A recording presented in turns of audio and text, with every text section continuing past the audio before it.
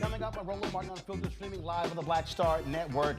Folks, I keep telling y'all, Republicans do not care about poor people. They don't care if they're not pro-life, they're not pro-family. You won't believe the programs they want to cut to avoid a government shutdown. We'll be joined by Congresswoman Jahana Hayes, who sits on the House Agriculture Committee, talking about this last-minute showdown.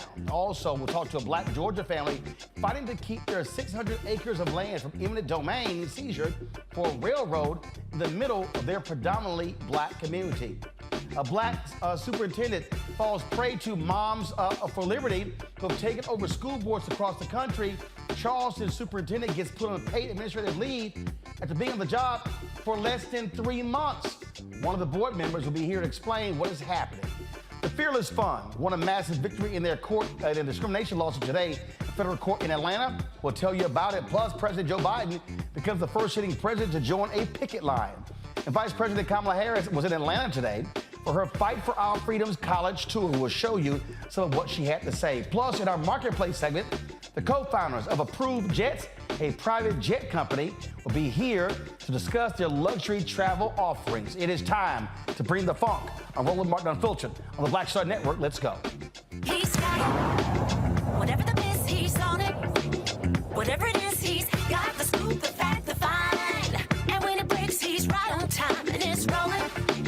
Best believe he's knowing. Putting it down from sports to news to politics. With entertainment just for kicks, he's rolling. It's on go, y'all. It's Roland Martin, yeah. Rolling with Roland now. He's funk, he's fresh, he's real, the best, you know he's Roland Martin now.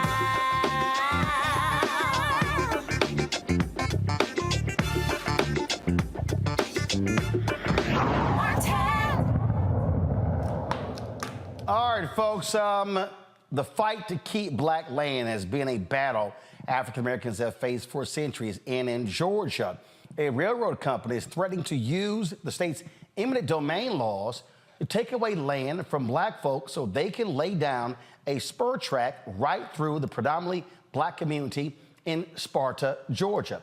A spur track is a stub track that diverges from the main or other tracks, providing access to industrial or commercial areas. It usually dead ends within an industrial area. Janet and Mark Smith, they're leading the No Railroad in Our Community coalition. They're trying to protect the 600 acres that have been in their family since 1926. They join me now from Sparta, Georgia. Glad to have both of you here, Janet and Mark. So let's walk through this. When did y'all first hear from this railroad company that they wanted to access your land? It started April the 4th of 2022, and we received a letter from the Sandersville Railroad Company. And the letter, just briefly, it said, Dear Mr. Smith, the Sandersville Railroad plans to build a new railroad track from near Sparta southward to the Hanson Quarry. I'm sending you this letter because some of your property will be required as a right-of-way for this new project. And I just want to let you know, this is the first we ever heard of it. No phone call, no knock on the door. We just get the letter, and attached to it is a financial statement, wanting to know if we own anything, a mortgage, in any of our lenders on our property. That was the first we heard of it. So, all right. So have you talked to elected officials in Sparta? What are they saying? Yes, we have. We've talked to them. In the beginning, it was a little colder than it is now, since they've seen so many people join the coalition. They saw how big the coalition is. I think now that they're coming on board now. They're not against us. As a matter of fact, they even said that they were for us. So that's where they are now. Well, if they're for you, then how can the railroad invoke eminent domain? You know, that's the question. One of the questions that we have for them. You know, if you're for us, you know, it seems like to me that you could stop this now. You know, you could do something with this, and it doesn't have to continue on going through this process. So that's what we're dealing with them now. But the law requires that he prove eminent domain. The president of Sandersville Railroad, Benjamin Tarbutton, he came in with like he had eminent domain. The letters, he's written us numerous letters, and we've written him back, and we're saying no. We don't want this in our community. So it wasn't just us. We soon realized that. And by the way, those 600 acres belong to three other family members. My cousin. Three other family members. Cousin, nephew, and a brother. Right. And as we canvassed out into the neighborhood, our neighbor came over and he said, "Hey, did you get a letter?" And we're like, "Yeah, we got a letter." Then we called our family members. We found out they had a letter. And then we soon found out that right now there's 18 property owners being represented by the Institute for Justice. But what our commissioner said was they don't get involved in eminent domain. He has if the state of Georgia says he has eminent domain, he does. And that's how he came in that way, like he had eminent domain. Okay, so we've been fighting him. So the eminent domain. So eminent domain is granted by the state, not the county or the city? Right. By the state, but I think it has to be approved by the county, though. Yes. It has to be approved. But the process starts at the state level, which is where we are right now with the Georgia Public Service Commission. Our hearing is in November. So I guess what's jumping at me here, again, and like I get your point, when you say how he's responding, how he's operating, because they probably have done this before, and his position is, look, we always get our way. Right. Yeah, that's it. Exactly. Mm-hmm. Exactly. When you talk about this coalition, how many people are now part of the coalition? We have about 60, all of our community, there are about 60 people in the coalition, 18 of actually are property owners. What happened is when we went out into the community, we found out that our neighbors, and when I say neighbors, country neighbors now, you know, they're about 3-4 miles down the road. But we found out that the people who were located closest to the rock quarry, which is another issue, rock quarry asphalt plant, they received no letter. Mm-hmm. They never got a letter. And the reason they didn't get a letter is because they don't own the property in their backyard. But the train will be very close to their homes, though.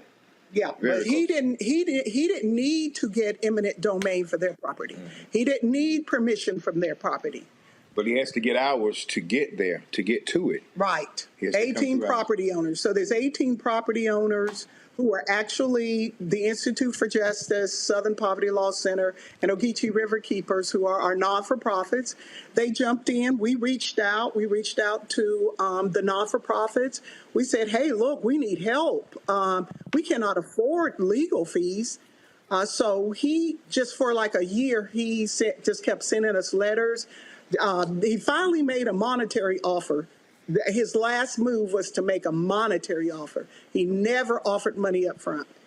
So when he made that monetary offer, we all said together, we formed a coalition. We all said we knew what he was doing. He was sending us all the same letters. And so we said, no, there's no amount of money that you can pay us to laid track through our properties, especially since 600 acres, been in a family for almost 100 years. And then your name is going to be on a deed, and the decrease in the property value, that you can't pay us enough to give you permission to do that. And that's when he took us to the Public Service Commission. And that's one of the big issues about this property is my grandfather bought this property during Jim Crow, and it was during the Depression and Jim Crow. And they have worked and preserved this property for all of these years. They have been good stewards of it. They farmed it. We've used this. My grandfather used this land to educate his children. My father used it to educate us, and now we have used it for our children. And now he comes along after 100 years, or actually 98 years, and he wants to take that generational wealth away from us. Okay, so that's part of the problem there. We've always worked to keep this property. We love this property. It's a beautiful place. And they're treating it like it's just a piece of land. It doesn't mean anything. The train track was actually going to go behind that pond that you just saw there. It was going to go behind the pond. We were going to be able to see it from our backyard. We're a little farther away than our neighbors, but we live in a senior citizen community. Most of right in the back of that, there was going to be a train back there. And we because we have the amount of property that we do, and because the land is limited to African Americans, especially in our county, it's a hunting area here. It's a hunting refuge here. A lot of people come here to hunt. So we, on our place, we allow people, any color, doesn't matter who you are, but especially African Americans, they can come, they can go fishing, they can hunt, they can relax here. Put a train, that's done. That's not going to happen. Have y'all been in contact with Senators Raphael Warnock and John Ossoff?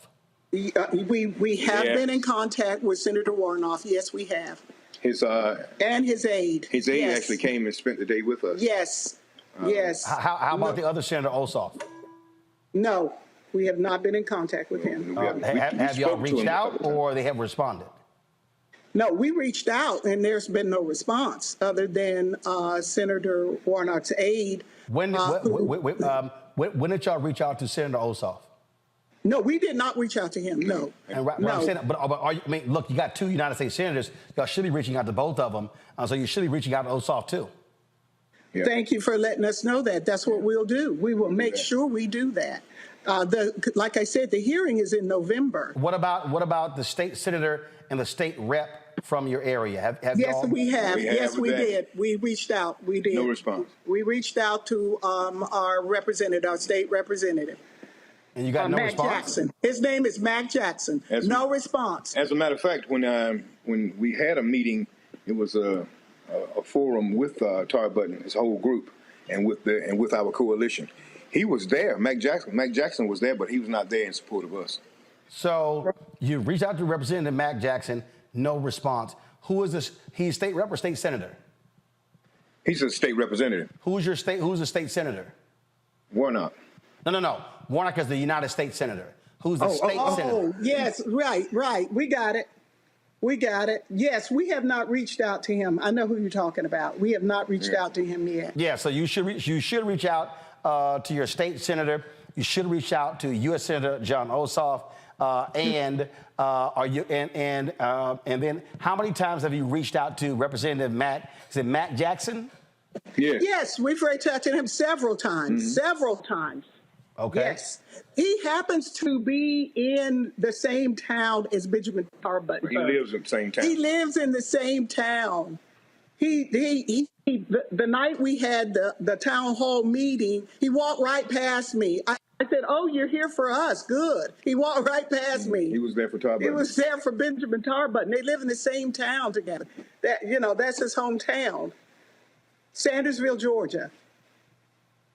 So hold on just one second. I just want to make sure for our audience, and y'all should be able to see this. This right here Hold up. Oh, we should pull up in a second. Give me 1 second. This is Mac Jackson right here. Mm-hmm. That's him. Yes, sir. All right. Well, we certainly going to reach out to him and find out why, what's his position on this and why he has not responded to y'all. Okay. All right. Now, I personally talked to him on the phone. I've seen him 2 or 3 times. And what did he say? He said he don't know anything about it. He didn't, And we know he does. He said I'll investigate. And I haven't heard anything from him. And we've been going on since April the 4th. This has been going on. I write a monthly column, and Benjamin Tarbun, the president of Sandersville Railroad, Mac Jackson, they both get it. They see it. We have prayer rallies once a month in front of our courthouse. They know we've been protested, but we haven't heard anything from Mac Jackson. Okay. Well, we'll find out as well. Well, we appreciate that. Keep us abreast what happens with this story, okay? All right, thank you. All right, Mark and Jana Smith, we appreciate it. Thanks a bunch. We'll be back on Roland Martin Unfiltered right here on the Black Star Network. Hatred on the streets, a horrific scene, a white nationalist rally that descended into deadly violence. White people are losing their damn minds. As an angry pro-Trump mob storms the U.S. Capitol, we've seen shutdown. We're about to see the rise of what I call white minority resistance. We have seen white folks in this country who simply cannot tolerate black folks voting. I think what we're seeing is the inevitable result of violent denial. This is part of American history. Every time that people of color have made progress, whether real or symbolic, there has been what Carol Anderson at Emory University calls white rage as a backlash. This is the rise of the Proud Boys and the Boogaloo Boys. America, there's going to be more of this. Here's all the Proud Boys, guys. This country is getting increasingly racist in its behaviors and its attitudes because of the fear of white people. The fear that they're taking our jobs, they're taking our resources, they're taking our women. This is white fear.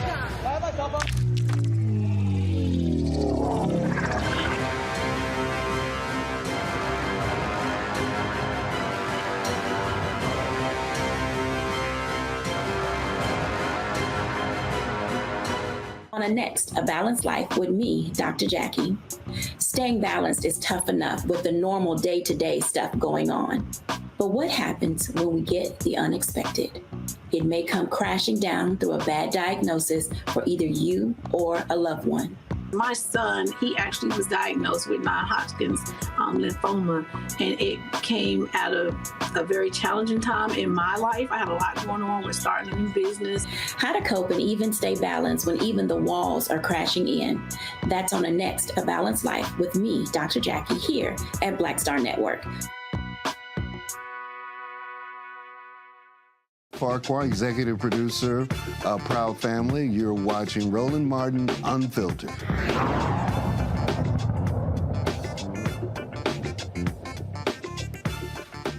All right, folks, going to bring in our panel right now. Dr. Mustafa Santiago Ali, former senior advisor for environmental justice at the EPA out of D.C. Dr. Larry J. Walker, assistant professor, University of Central Florida.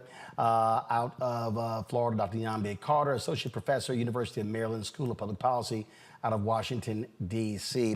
You know what? We see these things, Mustafa, all the time where folks use the power of eminent domain. Politicians, they align with business interests all the time. But we're seeing more and more of these stories of black folks, again, being targeted for their land. Yeah, we know that historically. You can go back to the Federal Highway Act of 1956 and how it was used to break up black communities, to actually bring pollution into certain communities and dump off wealth in other communities. So we're seeing, some of these old things from the past coming back again. We got 160,000 miles of railroad in our country. So to think that we need to build 1 mile additional makes no sense, because we saw what happened, there in Ohio not long ago, and we know that we have 1,000 train derailments every year. So there's so many different dynamics to this story of reasons why they should not be doing it. And of course, taking away black folks' opportunity to build wealth through their land is one of the main reasons that they should not be moving forward.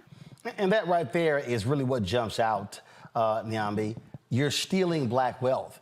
And for this guy, and go back to my iPad, I really want to know what the state representative, Jackson, has to say. I mean, you've heard them say they reached out, they tried to talk to him, and nothing.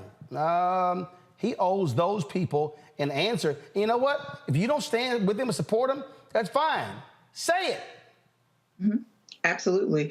And I think this is the point that Mustafa was making. Our communities are always seen as expendable, that there's always some price if we get paid at all, that our communities just don't matter as much to us, that we don't care about these things, that we don't have sentiment attached to these spaces. And I think, you know, whether we're looking at Durham or Detroit or any other major cities, Miami, right, Black communities are decimated all the time. And here you have this family that is talking about there is no price. And yet you still have this person pushing to build the technology that, quite frankly, isn't very useful for some of the reasons that Mustafa talked about, and the fact that we've disinvested from the infrastructure that we already have. So to do this, I think is just going to be a catastrophe and a real injustice to this family. And I agree with you that this representative owes these people at least an acknowledgement of their complaint or why he thinks this is a good idea to build this train track on their land. And as they say, devalue their land and provide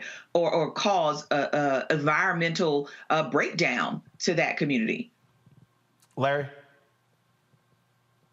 Yeah, this is a really interesting and sad story, Roland, but it's consistent we've seen throughout U.S. history. You know, first of all, the couple highlighted that in terms of, you know, land ownership, there are not that many Black folks that own that amount of land, acres of land anywhere in the United States. It's also important to note that, like he said, it was purchased during Reconstruction. And in addition to that, we can think about all the Black folks that had purchased land, had hundreds of acres of land years ago. And we've seen what's happening with this corporation. Essentially, that money, that land was taken away from either by the federal or state government or other private entities like we see. I think one of the other troubling things about, you know, this case is that based on the law that it's not the state, you know, the state can come in terms of eminent domain, but also that somehow corporations can kind of, you know, come in and initially take steps to, you know, take away their land. That Georgia law needs to be changed because I don't know if any other state has that particular law. But once again, we need to hear from this state representative who is a Black man who is sitting idly by while these Black folks try to hold on to the land that they have had for almost 100 years. It's not acceptable. And it's important why they're on the show. And Roland, I hope we continue to support them and find out what's going on as this story unfolds. We've seen similar stories, Mustafa, other parts of the country, a sister in Tennessee, again, Georgia. I mean, I get emails all the time. And so I don't think people understand the literal assault that Black folks are under. And remember, we were run off of millions of acres of land because of Jim Crow and racism, the Klan. This is a part of the extraction paradigm that the United States has always operated in. It was extraction of indigenous land, extraction of Black folks from Africa, and then bringing us here and enslaving us. And then through Jim Crow, like you said, there was the continual extraction with laws that were put in place. But we also have some power in this situation. There's a Public Service Commission. We talked about it on a previous show, but let me just bring that into this conversation because that is a set of individuals who are actually elected. And there was actually a brother who was running for the Public Service Commission there in Georgia. And we were continually trying to get people to understand the power that existed inside that position and why folks should be voting. So we've got to make sure that we're utilizing all these various tools so that we can stop the extraction of wealth, the extraction of our health. Because if you run a train through that community, and I've worked on these issues before, you're going to increase the air pollution. You're going to have the dump off that happens often into the water bodies. Many of the folks there probably utilize wells or springs to get their water. So once again, it's our wealth and our health that continues to be impacted. That point right there, Nyambi, I think it really is a crucial one when we talk about that public commission. We were there in Georgia, and that brother was in a runoff. Ossoff and Warnock won. He didn't. And at all of those rallies we were covering, he was speaking at those rallies. He was there. And so this is one of those things where I'm trying to get people to understand you got to pay attention to all of these races. And so if you're in Georgia right now, you're like, man, this is a damn shame what's happened to this family, but you didn't vote for that public commission, but you voted for Warnock and Ossoff. This is what happens. Mm-hmm. And the reality of it is, Roland, he probably won with a few hundred votes. I mean, many times these kinds of offices, which are not sexy, which most people don't see how they're important, they don't matter to their lives in any real way until they do. And then people say, oh, wow, I could have voted down ballot for some of these local and state races that proved to be really important, especially when we're talking about our environmental lives, because we know our communities often have worse air quality, worse water. My mom is from a small town in North Carolina called Warrenton, and that place had forever chemicals just dumped in their community. And no one was ever really brought to justice for that. It was Black people who laid down in the street to prevent those trucks from coming through, because the very people that were supposed to protect them left them out to dry, right? Because they were undereducated, they were a poor community. And I think we're going to see this again and again. If not here, it's going to be somewhere else the next time, because these kinds of down ballot races, again, for things that people don't think of as important. We don't talk to people about who their dog catchers are, who their neighborhood advisory commissioners are. We don't say enough about that. We focus a lot on the federal level, but these people have a lot of power. And in this moment where we see that a Black family's land hangs in the balance, these people are extremely vital to our lives. Well, in fact, go to my iPad. This is the result of the 2020 elections. John Ossoff got 2,269,000 votes. He won with 50.6% of the vote. David Perdue won with 49.4% of the vote. If you go to the race with Senator Raphael Warnock, he won 2,288,000 votes, 923 votes, 51 to 49%. If you go to that Public Service Commission, that's what we're talking about right here, the incumbent Republican got 50.4% of the vote, 49.6% of the vote for the brother Blackman. In fact, let me pull up the vote totals here, because that's also, I think, important for me. And it was, give me 1 second, and it was Bubba McDonnell versus Daniel Blackman. That's what happened there. Give me a second. Okay. If I can find the results, because it was absolutely, Blackman lost by 33,000 votes. That was 0.74%, which was outside the margin. Okay, 33,000 votes.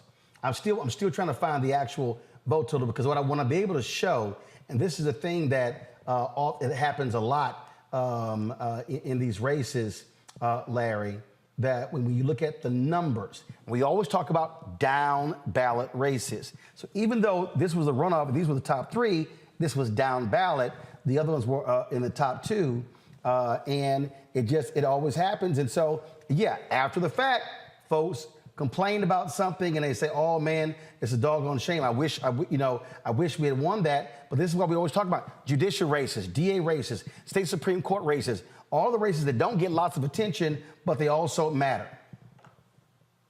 So there's a saying, Roland, all politics are local, is local. And this is a prime example. And for most Americans, in terms of, obviously you're impacted by, you talk about those larger state and certainly federal elections, but individuals in your local jurisdiction, those matter even more, because those people are making decisions on a daily, weekly, monthly basis that are impacting you. And not only that, when you interviewed the couple, they talked about generational wealth. People make decisions at the local level, not only impact you, but impact your children and your grandchildren. And so those elections are critically important. And once again, when folks don't go out to vote and they just focus on the bigger, political issues, then we find ourselves in these situations, particularly considering how vulnerable Black folks are when it comes to wealth and land ownership. As Mustafa said, U.S. has a long history of taking land from indigenous and Black folks, and this is just another attempt. So here's the deal. Daniel Blackman lost that race by about 33,000 votes. He got 2.2 million votes. Go back to my iPad. Ossoff got 2.269 million. Had 69,000 of the people who voted for John Ossoff voted for Daniel Blackman, he wins that race. Had 88,000 of the people who voted for Raphael Warnock voted for Daniel Blackman, he wins that race. And in fact, if I look at Ossoff's numbers and I look at the guy Bubba McDonnell, he got 2,234,000 votes. So he got less than Warnock and Ossoff did. But again, had folks voted in that race at the same clip, so let's say, take Warnock out. If the same number of people who voted for Ossoff had voted for Blackman, he wins. And you actually would have at least a Democrat on that commission. Folks, every single race matters, and it doesn't matter until you need it to matter. And that's the thing that we got to be talking about. All right, got to go to a break. We'll be back on Roland Martin Unfiltered, the Black Star Network. Don't forget to support us in what we do. First of all, if you're on YouTube, hit the like button right now, folks. Hit the like button because it impacts our algorithm. Also, support us with our Bring the Funk fan club. Our goal is to get 20,000 of our fans contributing on average $50 each. That's $4.19 a month, 13 cents a day. To support us, send your check and money order to P.O. Box 57196, Washington, D.C., 20037-0196. Cash App, $RM Unfiltered, PayPal, R Martin Unfiltered, Venmo is RM Unfiltered, Zelle, RolandSMartin.com, RolandMartinUnfiltered.com. Be sure to download the Black Star Network app, Apple phone, Android phone, Apple TV, Android TV, Roku, Amazon Fire TV, Xbox One, Samsung Smart TV, and be sure to get a copy of my book, White Fear, How the Browning of America is Making White Folks Lose Their Minds, available at bookstores nationwide. Download the audio version on Audible. We'll be right back. Next on the Black Table with me, Greg Carr. Democracy in the United States is under siege. On this list of bad actors, it's easy to point out the Donald Trumps, the Marjorie Taylor Greens, or even the United States Supreme Court as the primary villains. But as David Pepper, author, scholar, and former politician himself says, there's another factor that trumps them all and resides much closer to many of our homes. His book is Laboratories of Autocracy, a wake-up call from behind the lines. So these state houses get hijacked by the far right, then they gerrymander, they suppress the opposition, and that allows them to legislate in a way that doesn't reflect the people of that state. David Pepper joins us on the next Black Table, here on the Black Star Network. When you talk about blackness and what happens in black culture, we're about covering these things that matter to us, speaking to our issues and concerns. This is a genuine people-powered movement. There's a lot of stuff that we're not getting. You get it, and you spread the word. We wish to plead our own cause. Too long have others spoken for us. We cannot tell our own story if we can't pay for it. This is about covering us. Invest in black-owned media. Your dollars matter. We don't have to keep asking them to cover our stuff. So please support us in what we do, folks. We want to hit 2,000 people, $50 this month, raise $100,000. We're behind 100,000, so we want to hit that. Your money makes this possible. Checks and money orders go to P.O. Box 57196, Washington, D.C., 20037-0196. The Cash App is $RM Unfiltered. PayPal is R Martin Unfiltered. Venmo is RM Unfiltered. Zelle is RolandSMartin.com. Me, Sherry Shepard, and you know what you're watching, Roland Martin Unfiltered.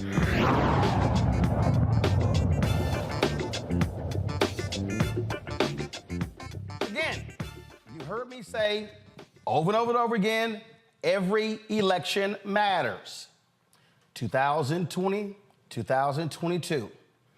I told you that these crazy nutcase people like Moms for Liberty were going to be coming after school board races. That's exactly what happened. A lot of us didn't turn out.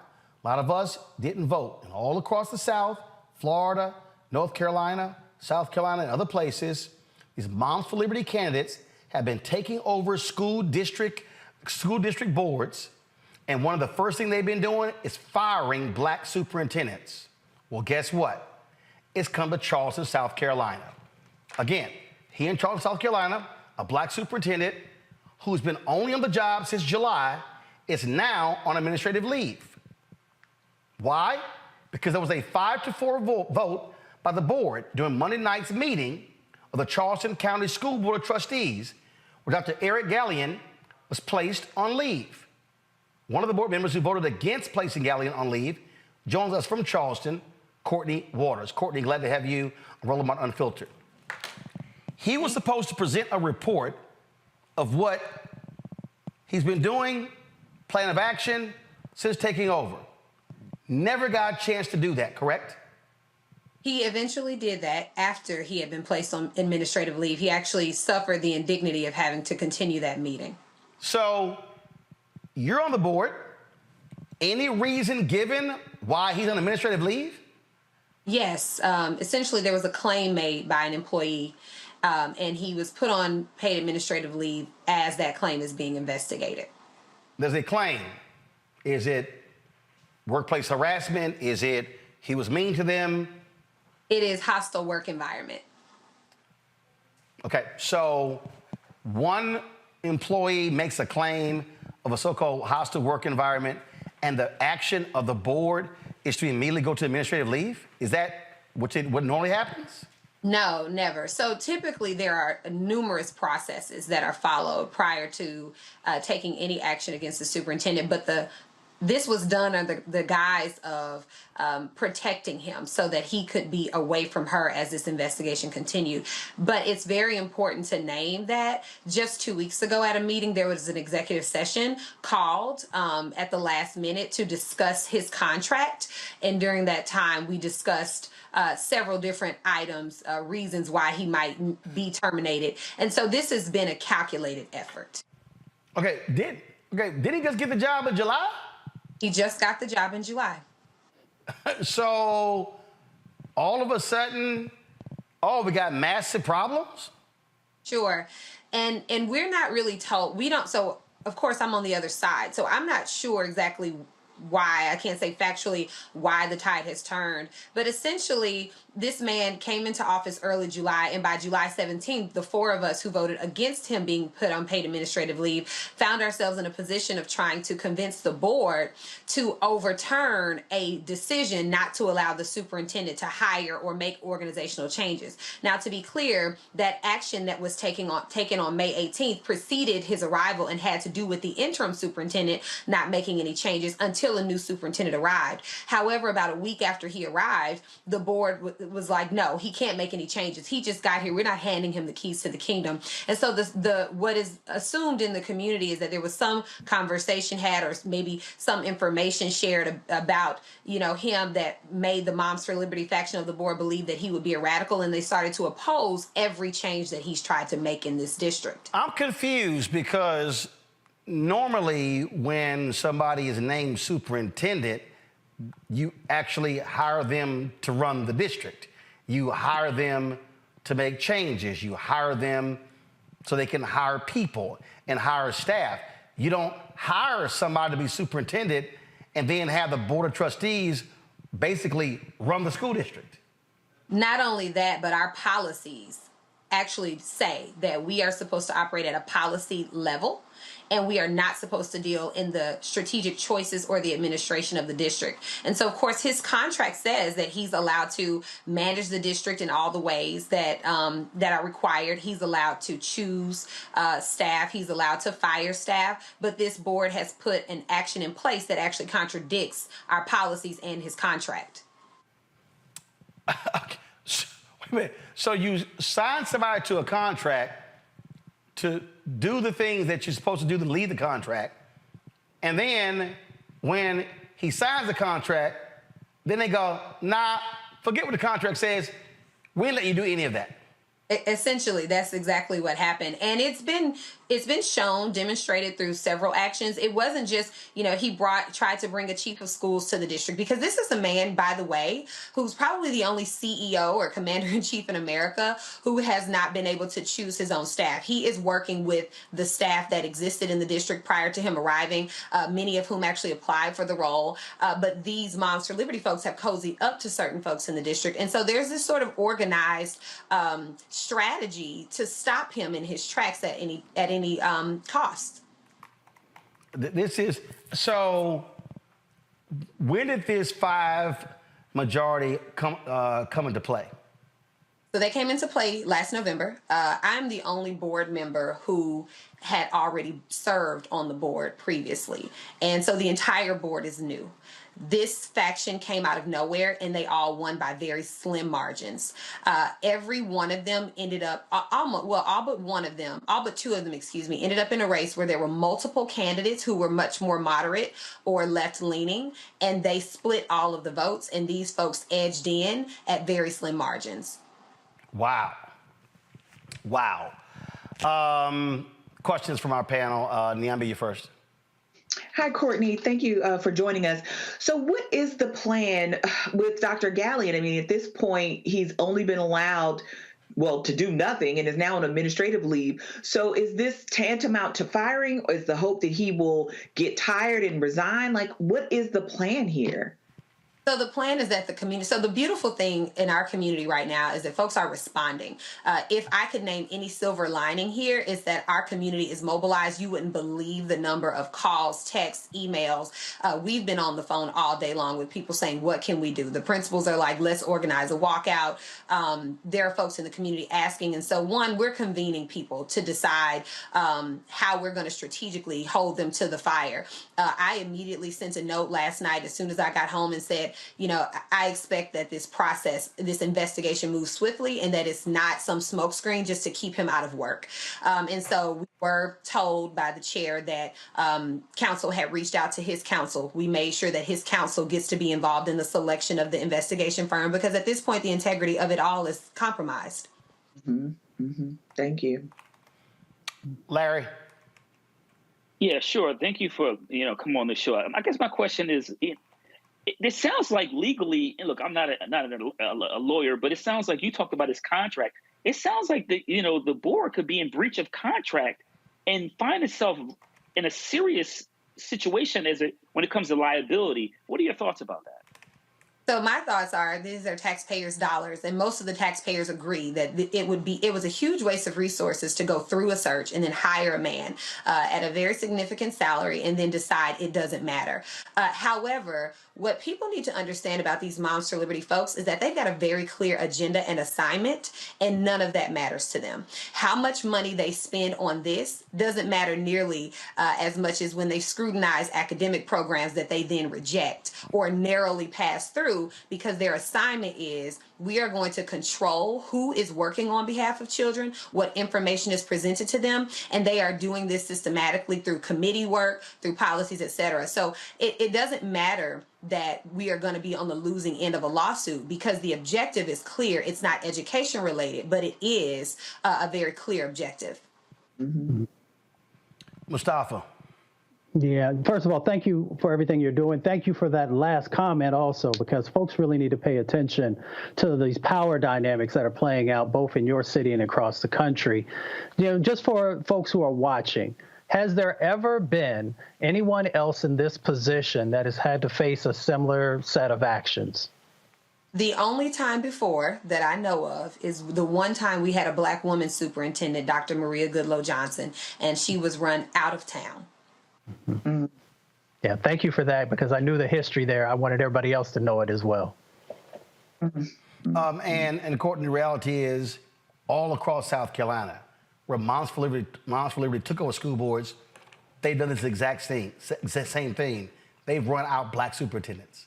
Yes. And what's interesting is that they tend to replace them with black superintendents. And so it neutralizes the claim of discrimination. But if you look beneath the surface, it is there. But of course, in terms of legal standing, then no one can identify a pattern. So what they're essentially doing is finding someone that they're okay with, right? And this is no condemnation on those individuals because I don't know them personally. I know what's going on in my district. But they tend to find neutral individuals who will either not stand in the way of their bidding or will support their bidding, and they go with that candidate versus who is sitting in the seat who has expressed that there are issues. And I would also name that the big issue in our district, because last night, not only did they place the superintendent on administrative leave, they also denied the hiring of a chief academic officer permanently. We had a born and raised graduate of Burke High School who has served as a teacher, a principal, an associate superintendent of elementary schools, and as interim chief academic officer during a moment when I'm sorry, I have a 4-year-old. We got you. Don't worry about it. Go ahead. Who served also as interim chief. You got to be quiet if you're going to stand right here. Okay. Who served also as chief academic officer during record progress for our students. So for the first time in our school's history, our district's history, we have all subgroups improving in reading. That's never happened in Charleston County. Okay. And they denied the confirmation of this woman who had been interviewed by an external panel. Never has that happened before. So this is far more than just one individual they're targeting. Again, this is what happens, and I keep saying to our people, when we do not maximize our vote, these folks are able to squeak in, take over, and then they control power. When is the next school board election? So November 2024. However, 3 of our 4 seats are open, and only 1 of the Moms for Liberty candidate seats is open. So their seats are 4-year seats? Yeah, so the reason that, so I've had 2 2-year terms. Our delegation set in place a new law a few years ago, and taking us from at-large elections to single-member districts. Right. That it was decided that all of the even-numbered districts would start with 2-year terms and the odd-numbered districts would have 4. And so they knew that. They had laid this plan long ago, and they made sure that they got their candidates in those longer-term seats while our community really wasn't paying attention to that level of strategy. So those seats are not up till 2026? Correct. But if we can change just one of them, we would have the 5 and they would have the 4. So there is still hope, and I hold on to that all the time. When you say if we change one of the 5, so one of those 5 seats is up in 2024? Yes. Gotcha. All right. Well, certainly keep us abreast of that particular seat because, and like I keep saying, there has to be, again, long-term thinking when it comes to these races. Courtney, we certainly appreciate it. Good luck. Keep us abreast of what happens to this brother. Thank you. Thanks a lot. All right, folks, going to go to the break. We'll be right back. I'm Roland Martin Unfiltered on the Black Star Network. We're going to talk about Republicans. I told y'all these people ain't pro-life. They ain't pro-family. They ain't pro-America. They ain't patriotic. Wait until I explain to you what they want to cut in order to get a debt ceiling deal. It ain't got nothing to do with the Defense Department. They're attacking poor people, children, and women. That's next. I'm Roland Martin Unfiltered.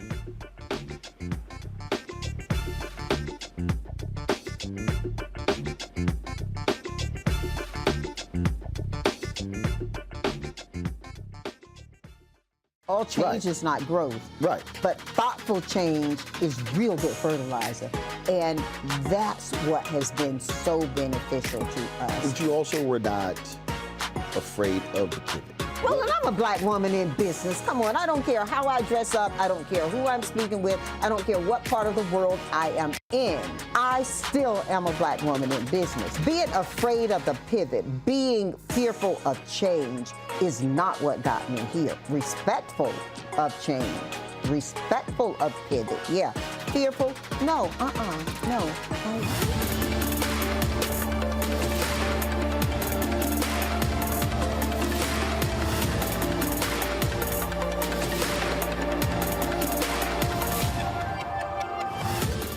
Next on The Frequency with me, Dee Barnes, the amazing Drew Dixon. She gives us the details behind the HBO documentary that shed light on the alleged sexual assaults by Russell Simmons.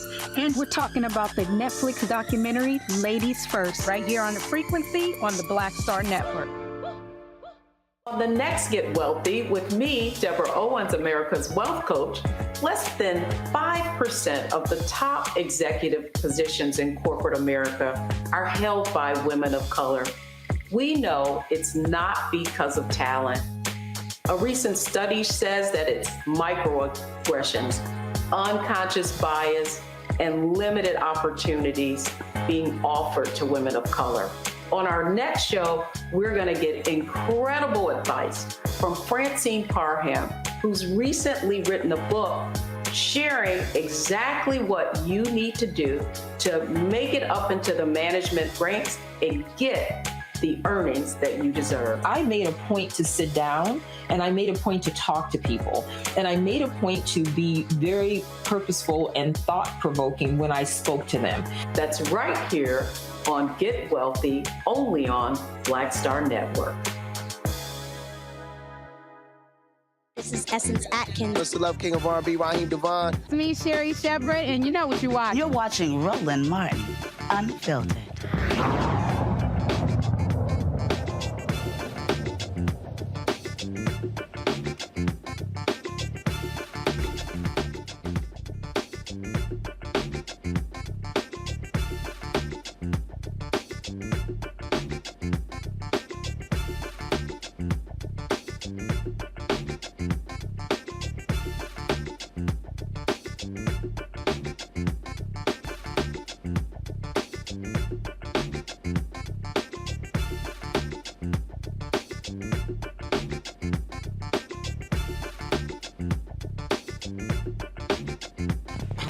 So you heard what Courtney there said, long-term thinking.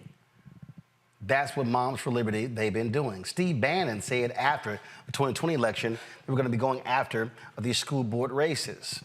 There is a clear and defined plan of attack by these right-wing folks, well-funded, to go after these institutions. This is what I keep telling us. And I keep hearing people sit here give me all these excuses about who's not doing what. And so what now happens? When they take over school boards, they control the superintendent. They control the contracts. They control the hiring. They control the curriculum. They control the hiring of teachers. They control all of these things. So all this, when you see these banning of books and things along those lines, school boards. This is the education of our children. You look at a lot of these places in South Carolina, these are majority black areas. And you've got white folks now controlling these boards. At some point, Larry, our folks are going to have to understand that we're in the exact same battle as we were during Jim Crow, during the early 70s. And too many folks, frankly, are sitting on their asses, not organizing, not mobilizing, and not creating plans to counter the attacks of the right wing. You're absolutely right, Roland. And the thing about it is, you know, we talk about, you know, these, particularly obviously now these local elections. The United States is in steep decline. And I don't think people really understand. We're talking about Moms for Liberty.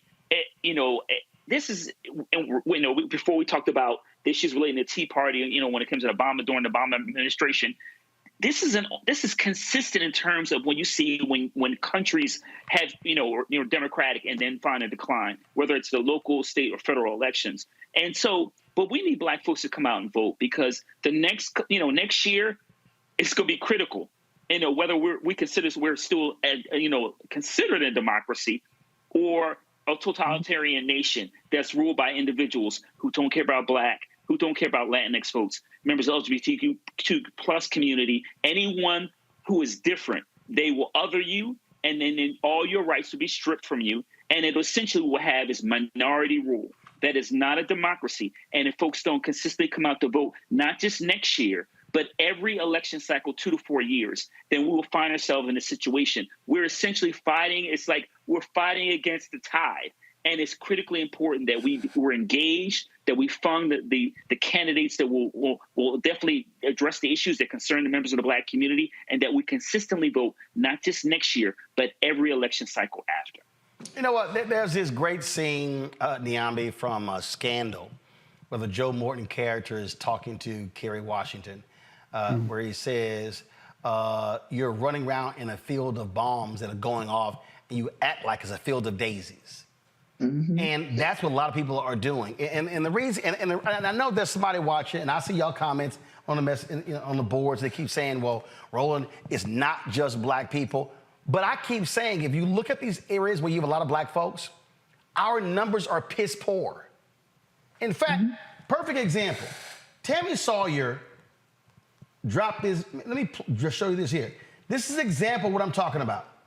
There's a mayoral race happening right now in Memphis.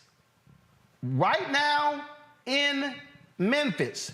We saw what Republicans did there in Nashville, where they split Nashville into 4 congressional areas, trying to strip authority. Memphis is a Black city. Listen to the voting totals thus far during early voting. Go to my iPad.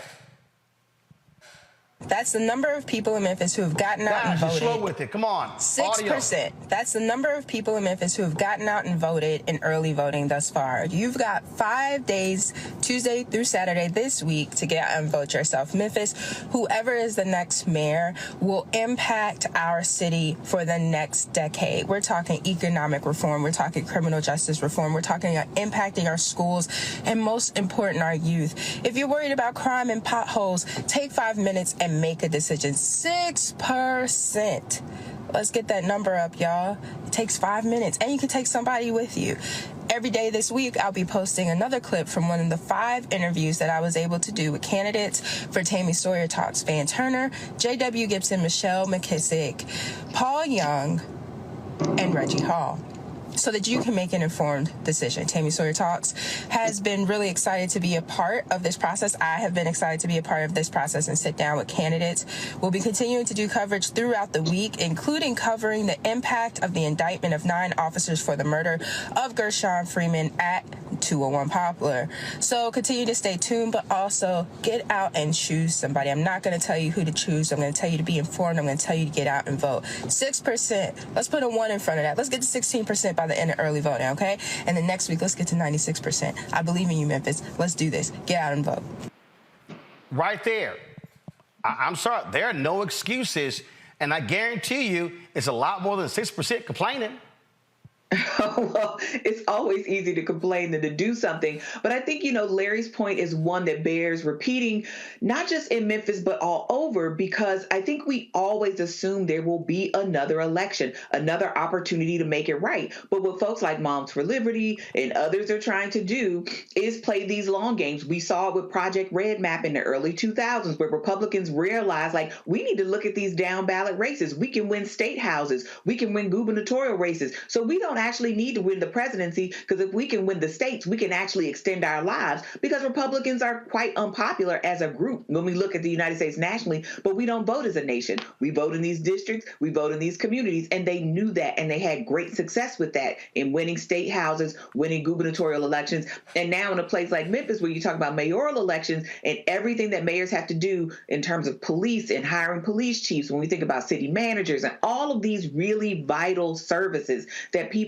claim they care about, mayors get to make a lot of those decisions. And the fact that Memphis is almost 65% Black, and we don't even have 40,000 Black folks in Memphis who've shown up, that would be about 10% of the population of Memphis, I think is an abomination. But it is unfortunately all too common. But I think the larger point is we can't assume there's going to be another election, because if these people have their way, you won't be able to vote anymore. We see what they're doing in Tennessee. We see what they're doing in Alabama, what they're doing all over the South, but in other places as well. And just because the lights come on and you collect a paycheck doesn't mean that you will always be able to do those things, because the way these people are looking at the world, they don't really see a place for people that look like us. And again, Mustafa, when we're talking about how we must be exercising our power and using our power, we sat here and got some good news finally from this Supreme Court. Yesterday was the deadline for the special master to redraw those congressional districts. Well, Republicans, what they did was they wanted to stop this at the Supreme Court. Well, finally, a Supreme Court got some guts and said, you're not going to defy a federal order. Go to my iPad. Supreme Court declined to revisit Alabama's voting map dispute. That means now that a special master is going to redraw lines, and there's going to be a second black district in Alabama. There's going to be a third opportunity district in Alabama. So now all black voters are not going to be pressed into one particular map. This is actually a huge, huge win. Now, they thought, Mustafa, because Brett Kavanaugh sort of signaled in his previous ruling, in the previous opinion, regarding the Section 2 of the Voting Rights Act, in terms of how long it should be able to go forward. So they thought, boom, you know what? Here's our way. But what happened here was the court was like, yeah, no. Y'all ain't just going to diss the federal courts and try to say goodbye to the apple. But here's the thing again. All right, if we get this second district in Alabama, use the power and vote. There's a case in Louisiana, the creation of a second district. Louisiana's black numbers are horrible. There's an ongoing court case in Georgia right now that could create another district. The court in Florida has determined Ron DeSantis was wrong in splitting up 2 black districts there as well. We may have 5 or 6 new black members of Congress from these areas. But again, we're not going to exercise power if voters are not exercising their power. Yeah, exactly. So, on the Supreme Court, they played themselves, right? By thinking that they could punk the Supreme Court, and it didn't work out for them. So, but out of that also comes this opportunity that you talked about. I used to teach this class on power dynamics, and we know that a lot of folks, especially who come from our communities, often don't believe that they deserve power or that power is going to play out for them in a positive way. So we've got education that we have to do to help people to understand and to better be able to utilize their power. When you talk about, these new sets of opportunities that are going to present themselves, what are we going to do with that? Right? Are we going to make sure that we're placing the best candidates into those positions? That means that we have to do our homework also. We have to push those candidates. And when there are these opportunity districts that pop up, then we've got to make sure that we're also mobilizing folks to take advantage of that so that we can really maximize not only this opportunity, but moving forward, maximizing the resources that will also be tied to these positions and actually building a stronger foundation underneath of our communities. But that goes back to, do we really believe that we actually deserve power and that we're going to use that power? Again, I need folk to understand what's going on here. And I think a lot of people are sleepwalking. This Supreme Court decision is huge. Very good news for the folks in Alabama. And I keep telling y'all, and folks, do me a favor, please stop listening to these yahoos running around with their alphabet groups talking about black power this and black power that and how we need reparations. But now they're talking about, oh, yeah, Trump, he's growing on me. I'm like, you know how stupid you are? You know how stupid you sound? Moms for Liberty, those are MAGA people. Those are MAGA people. You put Trump back in, you're empowering him. And I don't want to hear nothing. I had some fool go, well, that's right. Well, yeah, you're not going to shame me to who I voted for. Well, guess what? You're stupid.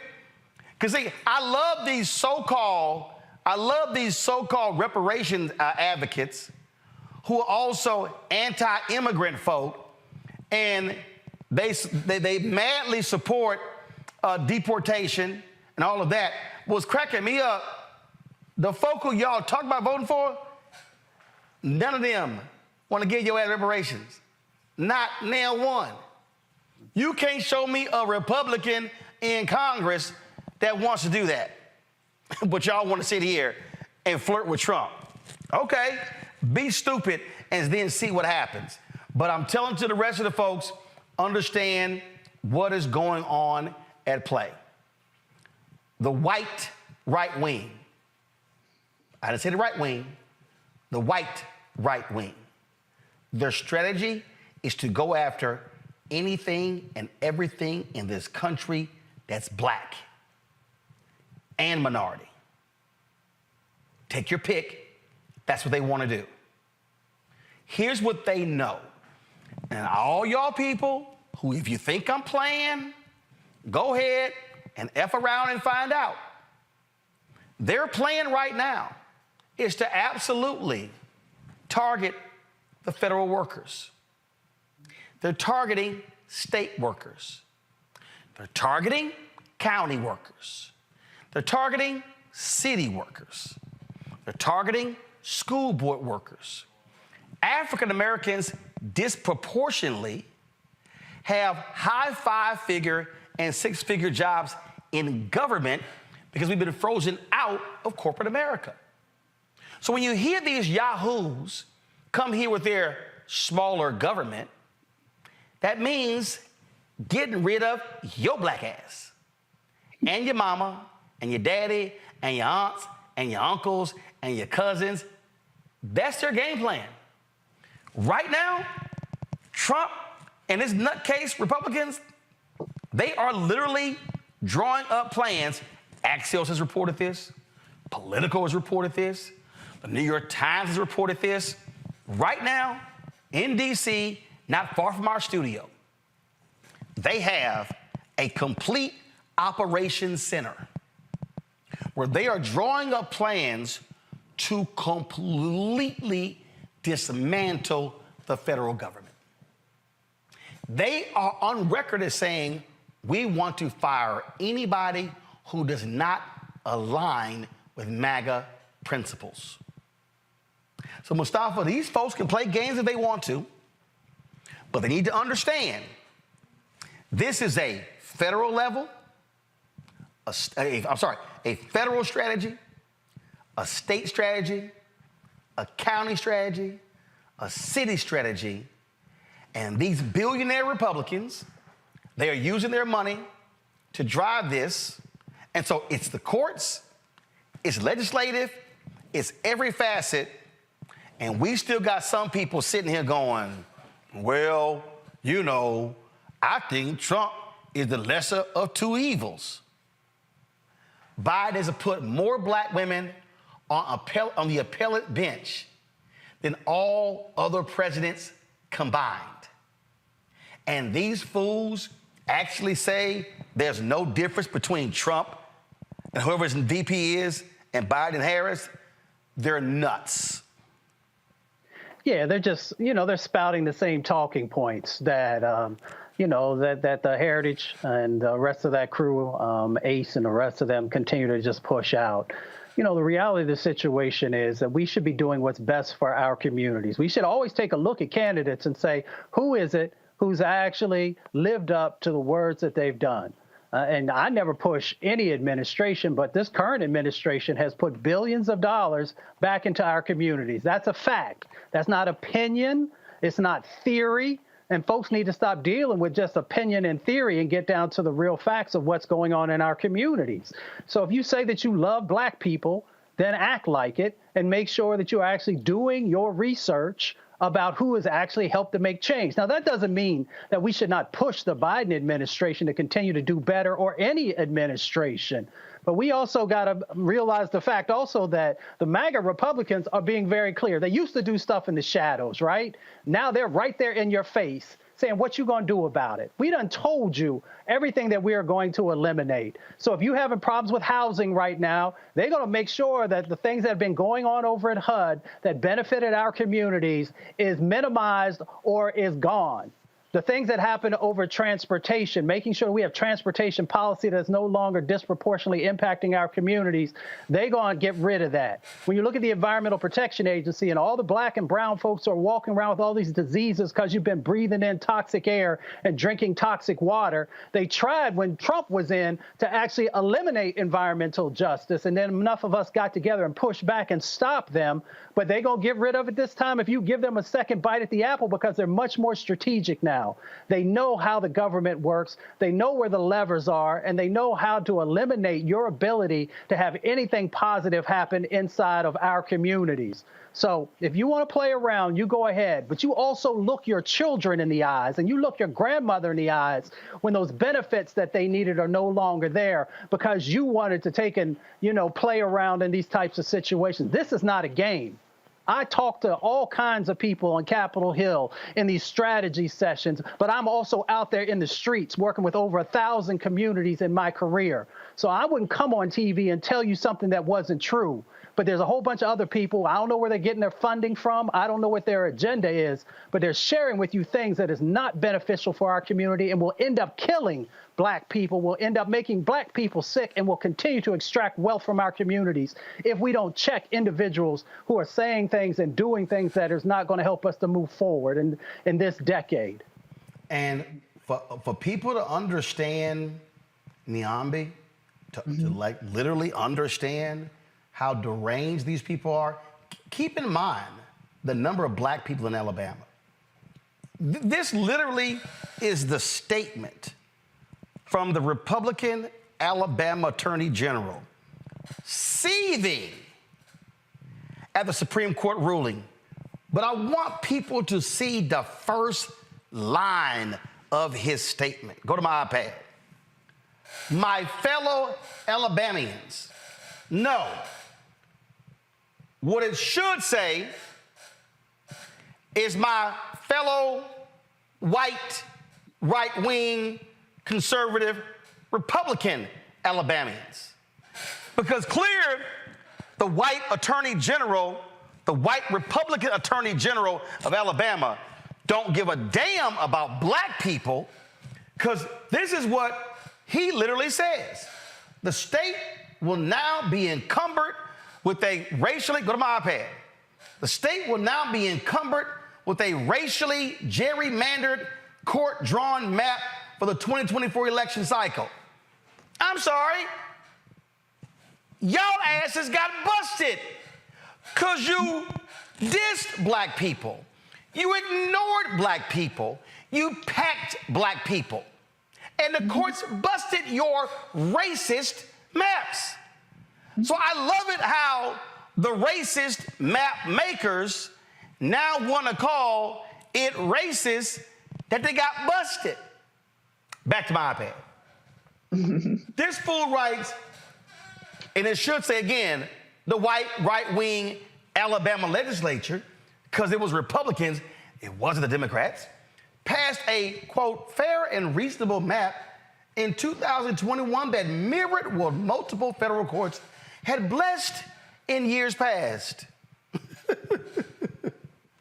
When the U.S. Supreme Court held that the map likely had discriminatory effects, the legislature went back to the drawing board and settled on a map that took out the purported discrimination and applied neutral principles fully and fairly. That's a lie. Y'all, it's a straight up lie. It is now clear that none of the maps proposed by Republican supermajorities had any chance of success because y'all are racist. Because y'all were dissing the Black people.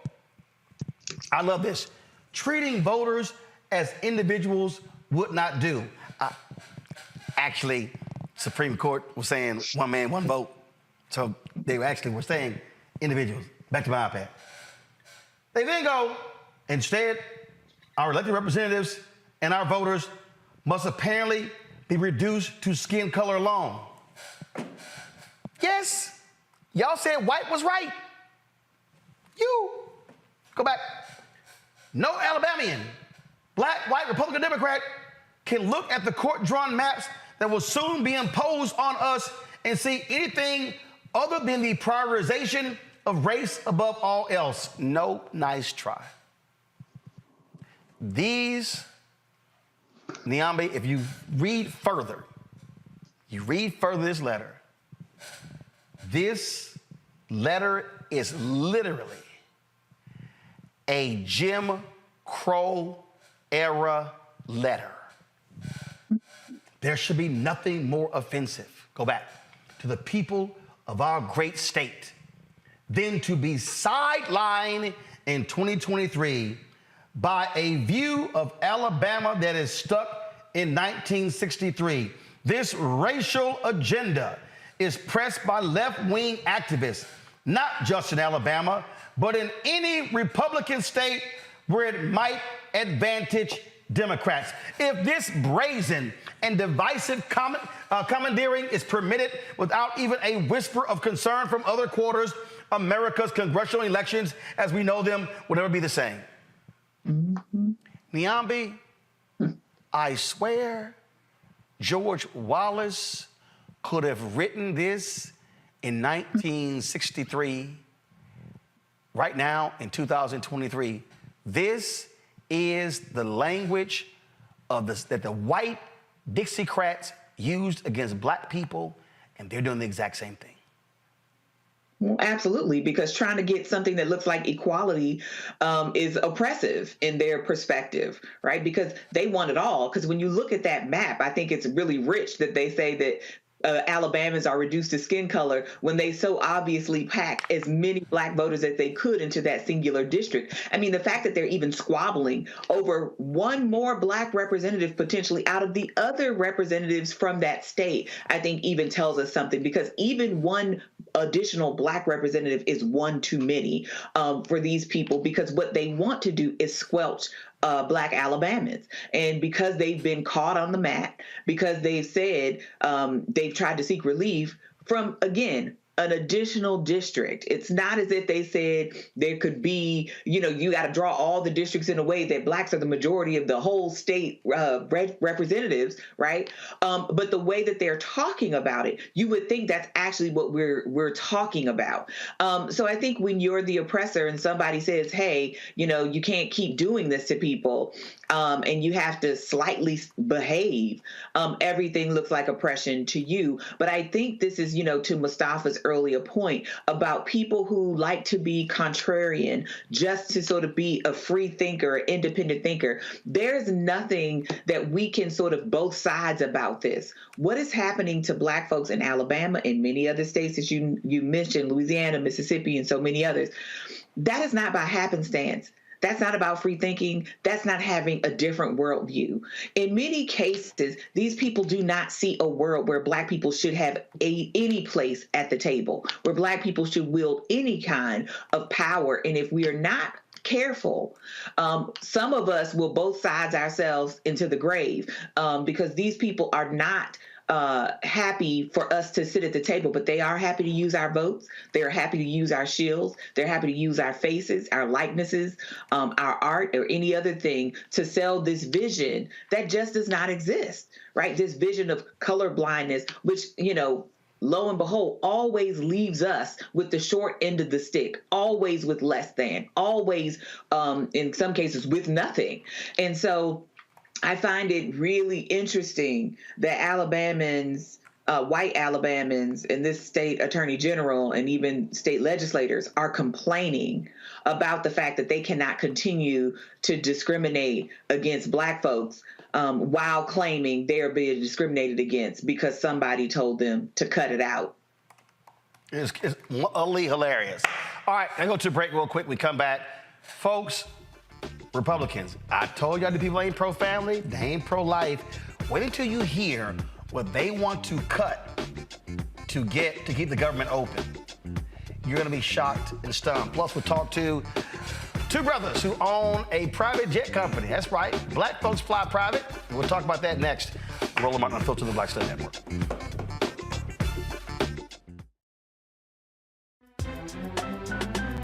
I'm Faraji Muhammad, live from LA. And this is The Culture. The Culture is a two-way conversation. You and me. We talk about the stories, politics, the good, the bad, and the downright ugly. So join our community every day at 3 p.m. Eastern and let your voice be heard. Hey, we're all in this together. So let's talk about it and see what kind of trouble we can get into. It's The Culture, weekdays at 3, only on the Black Star Network. Hatred on the streets, a horrific scene, a white nationalist rally that descended into deadly violence. White people are losing their damn minds.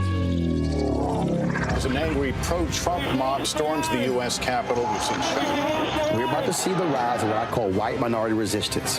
We have seen white folks in this country who simply cannot tolerate black folks voting. I think what we're seeing is the inevitable result of violent denial. This is part of American history. Every time that people of color have made progress, whether real or symbolic, there has been what Carol Anderson at Emory University calls white rage as a backlash. This is the rise of the Proud Boys and the Boogaloo Boys. America, there's going to be more of this. Here's all the Proud Boys, guys. This country is getting increasingly racist in its behaviors and its attitudes because of the fear of white people. The fear that they're taking our jobs, they're taking our resources, they're taking our women. This is white fear.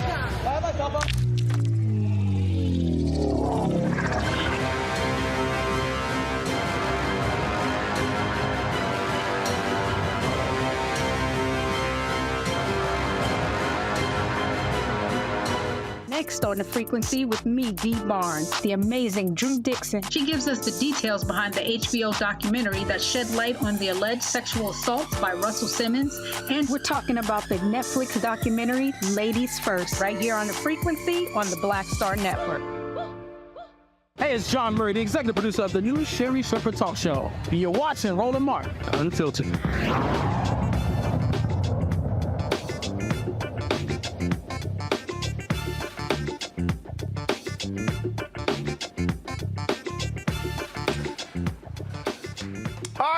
Republicans want to shut the government down because they're like, yeah, we're not accepting anything when it comes to these spending cuts.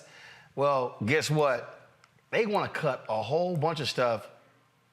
But, you know, they always seem to be targeting women and children and poor people. Yeah. Oh, they're not targeting other stuff. They're not targeting, this is a live look of the debate right now on the House floor. They're not saying, you know what? We've got billions being wasted in the Department of Defense, so let's not give them another 30, 40, 50, 60, 70 billion dollars. No, let's just keep screwing over the poor people. Yeah, that's what they're saying now. So their latest proposal is unbelievable in terms of what they want to cut. They literally want to cut, listen to me, money for home assistance, money to heat homes, low-income women and children, nutrition programs. Yep, that's what they want to cut.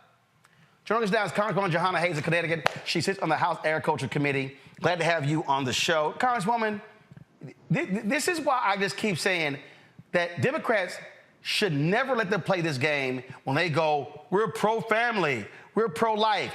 You can't be cutting food for children and low-income people and call yourself pro-life when 30,000 Americans die annually from hunger. Well, thank you, Roland, for having me, and you are absolutely right. And I warned against this. When we negotiated the debt ceiling, the Republicans gave us a hardline number and cut SNAP benefits at that time. And I warned my colleagues, they're not done yet. I don't know what their obsession is with feeding the poorest people in this country, the safety net programs that keep children fed. This budget that they want to put on the floor will cut WIC by $800 million. A family will go from $47, what they were getting for fresh fruits and vegetables, to about $13 a month. 300,000 families who receive rental assistance will be in jeopardy, heating assistance. But they don't stop there. It's not just food. Their cuts to Title I would remove 225,000 public school educators from Title I schools. This is just dangerous legislation. It's the worst ag bill that we've seen in 20 years, and it specifically targets women and children. Nothing about the highest income earners, nothing about rolling back some of the Trump tax cuts.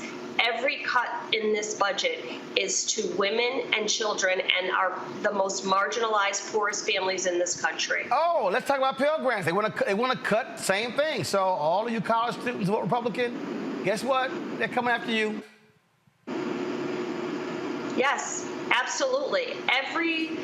All the safety net programs that are meant to help stabilize families and get people on their feet so that they can earn a living, all those programs are being cut. And it's targeted with just forensic precision, the way that this bill is drafted, because to your point in your opening, the defense bill is increased. The defense budget is actually even more than the president asked for.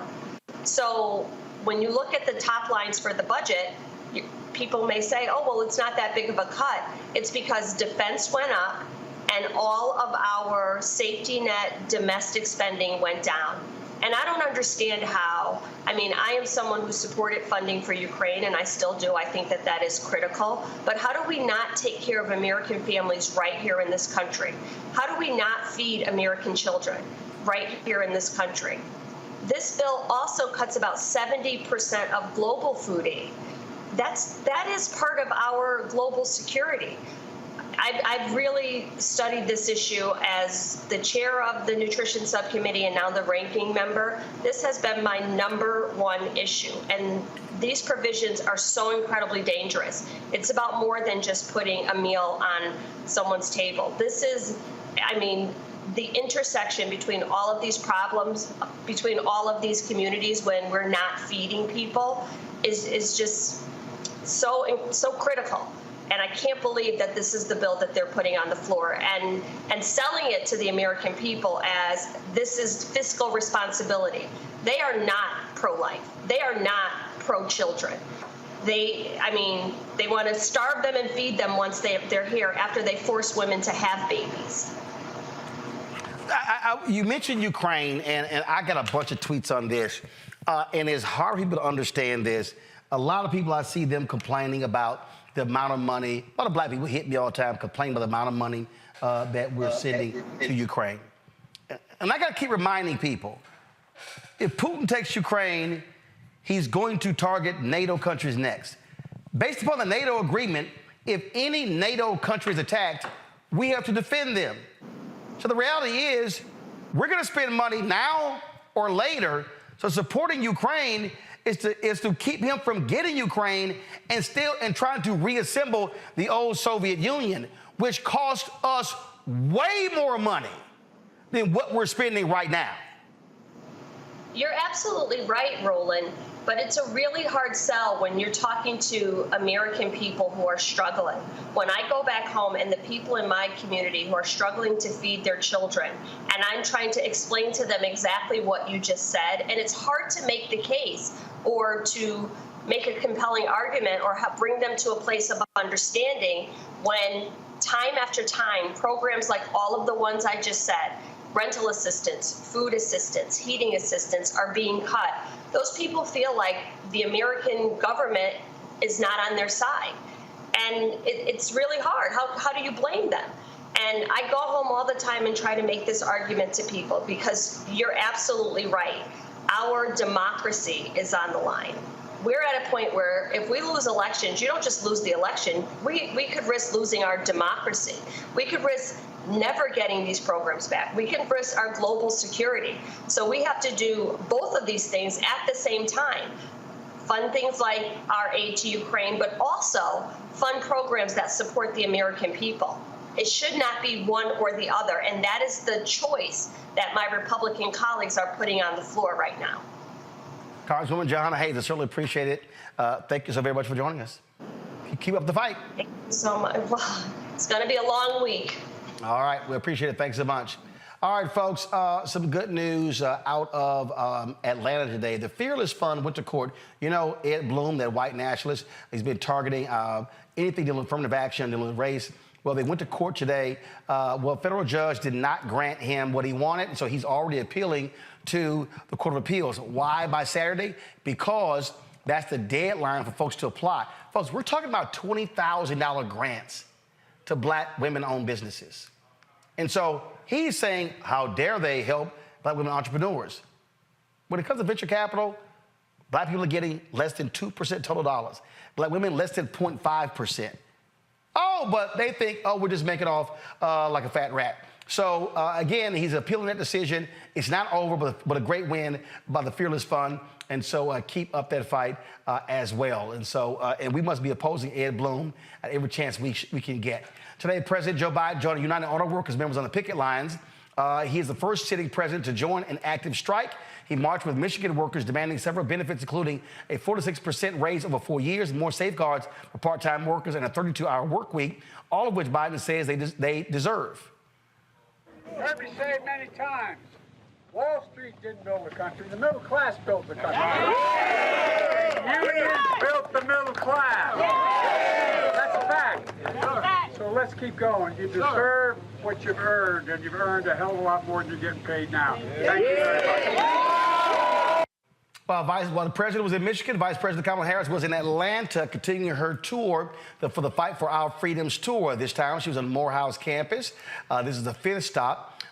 She was at Atlanta United University Center, of course, again, Morehouse Spelman and Clark Atlanta Morris Brown. She was taking questions from the audience on this time. And so she was, of course, Gia Peppers, Cedric Richmond. They were the moderators of this conversation. Here's some of what she had to say. So, Madam Vice President, in light of recent legal challenges to reproductive rights, what strategies do you believe are essential for the protections provided by Roe v. Wade? And how can we promote a more inclusive and comprehensive approach to reproductive justice? Thank you.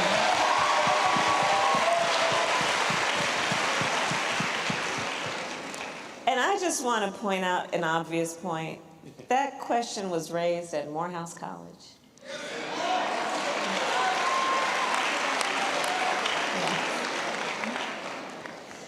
So, as I said earlier, for your generation,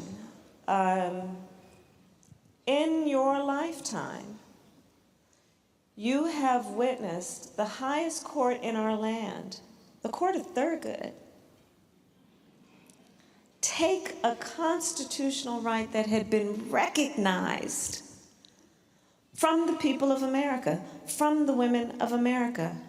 You all are going to know less constitutional rights than your mother or your grandmother.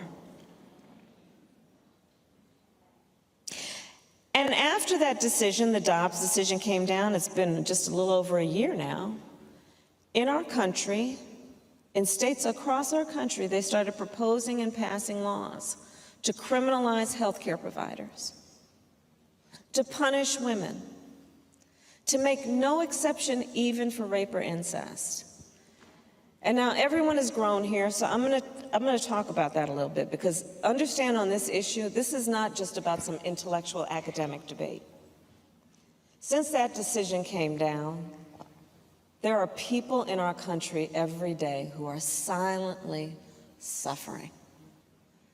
Now, many of you know, Makai mentioned that I started as a prosecutor. One of the reasons that I decided to become a prosecutor is because when I was in high school, my best friend, I learned, was being molested by her stepfather.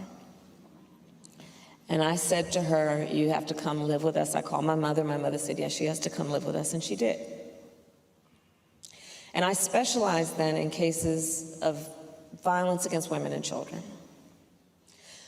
So the idea that these so-called leaders who are extremists would pass laws with even no exception for rape or incest, what that means is they are saying to a survivor of a crime of violence, a violation to their body, that they don't have the right to decide what happens to their body next. That's immoral. That's immoral. And here's the thing on this subject. One does not have to abandon their faith or deeply held beliefs to agree. The government should not be telling her what to do with her body.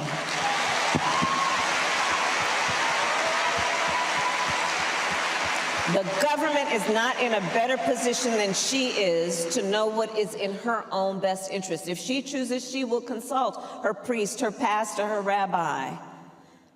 But how dare these people in state capitals decide they're in a better position than she is to decide what's in her own best interest? And so on this subject, again, elections matter.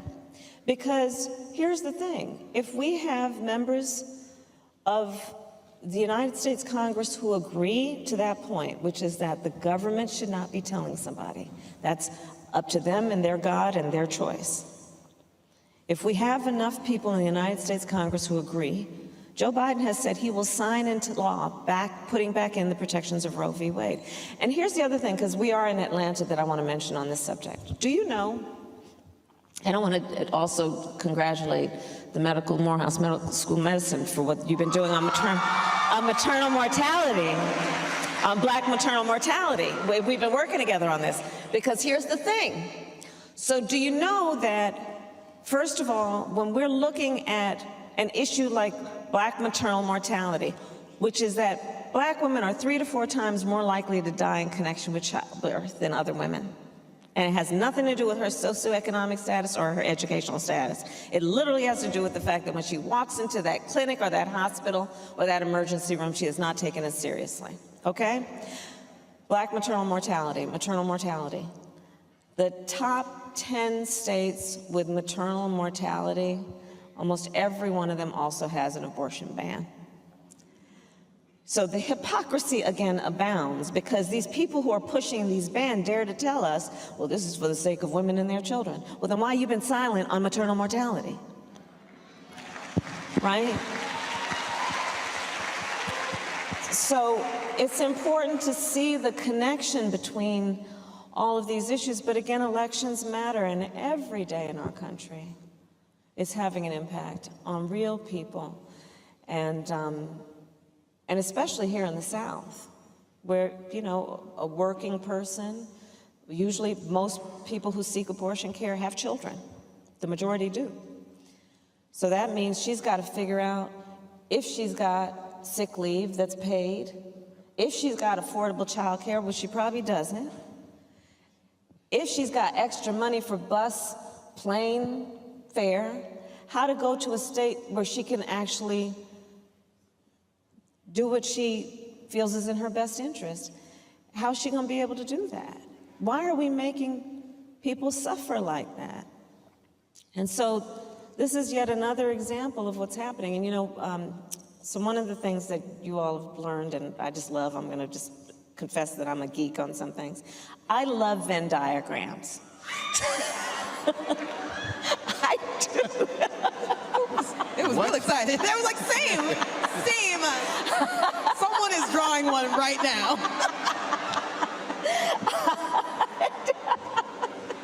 I do. You know those 3 circles? Sometimes you can do more. I think Venn diagrams are so helpful when you're trying to discern what's going on, especially when there's conflict. So I asked my team, I said, let's drop a Venn diagram. From which states are we seeing attacks on reproductive health care, attacks on voting rights, and attacks on LGBTQ rights? You would not be surprised to see an incredible overlap. See what's happening. See what's happening. But this is also then back to my point about the opportunity for coalition building. Let's bring everybody together to fight for our freedoms, to fight for fundamental freedoms to be. Larry, Biden in Michigan, Harris in Atlanta. He's there with workers, she's there with students. For all people who say they're not out there talking to the people, what are they talking about?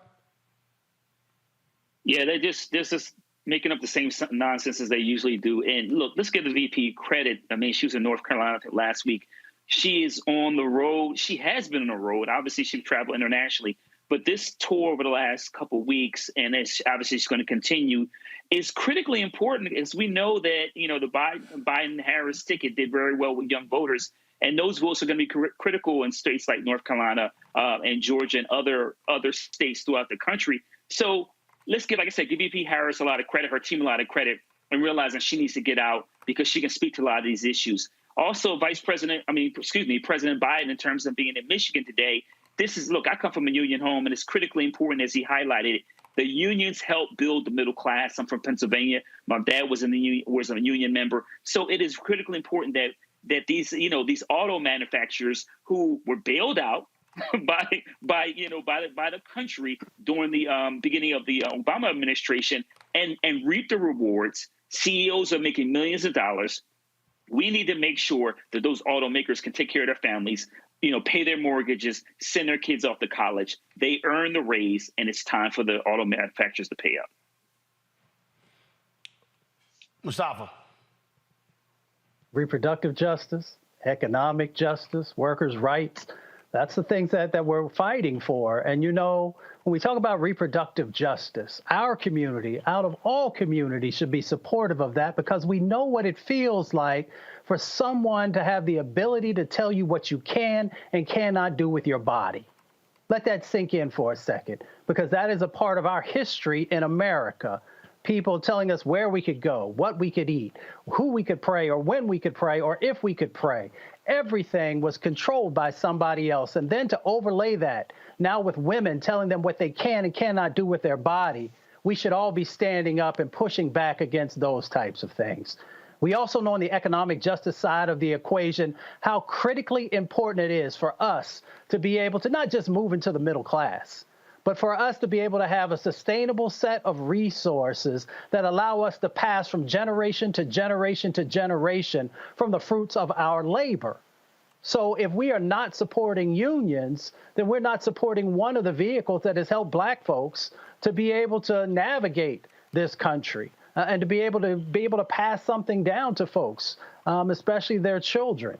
So in this moment, we have to stand in solidarity. We have to stand in solidarity with those union workers. We got to hold unions accountable also for those who haven't always been as allied as we would like. And luckily, some of that has most definitely changed. But that is one of the ways that we can actually help to strengthen our communities. But it all comes back to justice. If you say you care about our people, then we have to operate from a paradigm of justice. Nyambe? Well, look, I think Biden and Harris know that this is going to be a tight race. And I think these are not, small commitments that they're talking about, whether to reproductive justice, talking to Black students, especially with student loan forgiveness. That was huge for Black communities. So I think they're doing what we would expect them to do. They're in an election cycle. We know it's going to be a difficult election. It's going to be a tight election. Unfavorables for Biden have been consistently high, if you will. And so I think there's a lot of need for them to be seen. So they're going to the places they need to go to. They're talking to the constituencies they need to talk to. And I'm glad, at least at this particular moment, the team has not defaulted to the we need to just talk to white working class, because that's where the problems are. They're talking to their core base, and I think that's going to be huge. And I think, going back to something that was said earlier, is that Biden and Harris need to also talk about the things that they have done in these last few years, things that have mattered to these very same communities, whether it is COVID assistance and rolling those tests out, whether it is rolling out more availability of COVID vaccines, student loan forgiveness. That's a big one for me. As a recipient of student loan forgiveness, as were other members of my family. So I think they can do that. In addition to these town halls, I think they will be in a better position than some of the polling suggests that they are now. And this is not to suggest that these are not very sincere and very real conversations that they're having. I'm just saying that this is the kind of stuff we need our politicians to be doing on a regular basis, and not just during election cycles. And while you're there, also tell us, what have you been doing? Because they've been doing a lot, and they have not taken a lot of credit for it. Absolutely. All right, folks, hold tight 1 second. We come back. Marketplace segment. We're talking, of course, we always feature Black business owners. Did you know brothers actually own a private jet company? Yep. We'll discuss that next, right here. Roland Martin Unfiltered, the Black Star Network. YouTube, folks, hit the like button, folks. Let's get to 2,000 likes before we get into the show. Also, join our Bring the Funk fan club. Look, y'all, all the work that we do, the shows that we have, this show 2 hours a day, Project Muhammad 2 hours a day, our weekly shows. Look, we do more Black news than any other Black-owned media company in the country, more than any mainstream media company. But it ain't cheap, and also it ain't free. I told you how these advertising companies do not fully support us. Next Wednesday, I'm going to have my part 2 of laying you out what these agencies and the companies are doing. But we need your support. The goal is to get 20,000 of our fans contributing on average $50 each. That's $1 million a year. That's $4.90 a month, 13 cents a day. We right now about $325,000 short. So please support us as best as you can. Send check and money orders to P.O. Box 57196, Washington, D.C. 20037-0196. Cash App, $RM Unfiltered. PayPal, R Martin Unfiltered. Venmo is RM Unfiltered. Zelle is Roland at RolandSMartin.com. Roland at RolandMartinUnfiltered.com. Of course, you can also download our Black Star Network app, Apple phone, Android phone, Apple TV, Android TV, Roku, Amazon Fire TV, Xbox One, Samsung Smart TV. Of course, you can see us on Amazon News. Simply go to Amazon Fire and check out our 24-hour, 7-day-a-week streaming channel. Also, tell Alexa play news from the Black Star Network.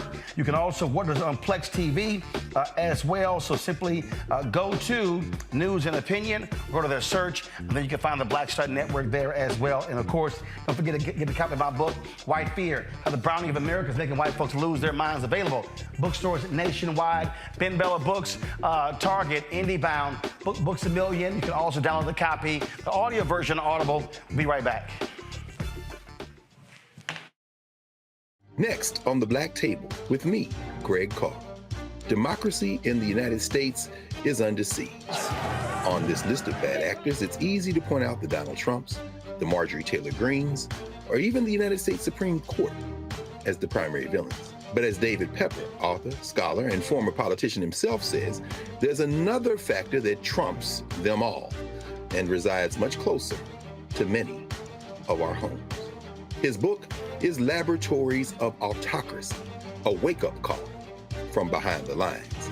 So these state houses get hijacked by the far right, then they gerrymander, they suppress the opposition, and that allows them to legislate in a way that doesn't reflect the people of that state. David Pepper joins us on the next Black Table, here on the Black Star Network.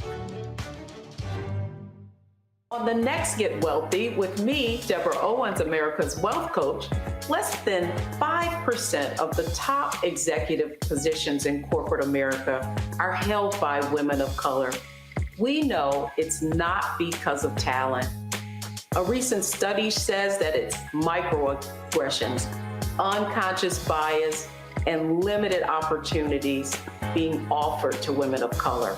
On our next show, we're going to get incredible advice from Francine Parham, who's recently written a book sharing exactly what you need to do to make it up into the management ranks and get the earnings that you deserve. I made a point to sit down and I made a point to talk to people. And I made a point to be very purposeful and thought-provoking when I spoke to them. That's right here on Get Wealthy, only on Black Star Network.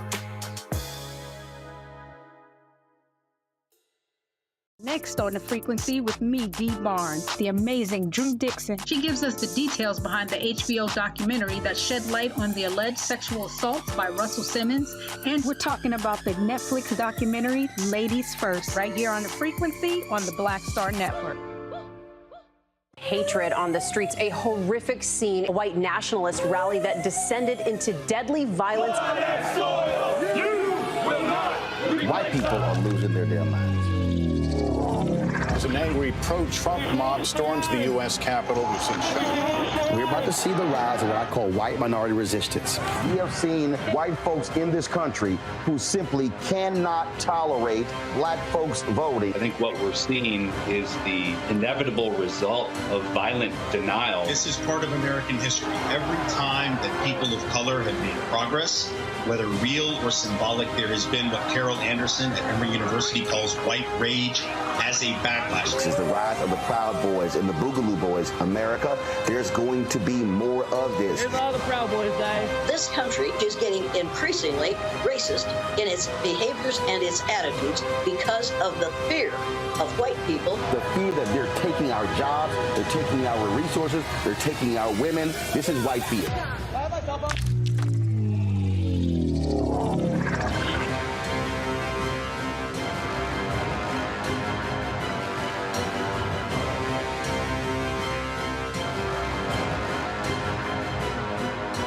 Sherry Shepard, with Sammy Roman. I'm Dr. Robin B., pharmacist and fitness coach, and you're watching Roland Martin Unfiltered.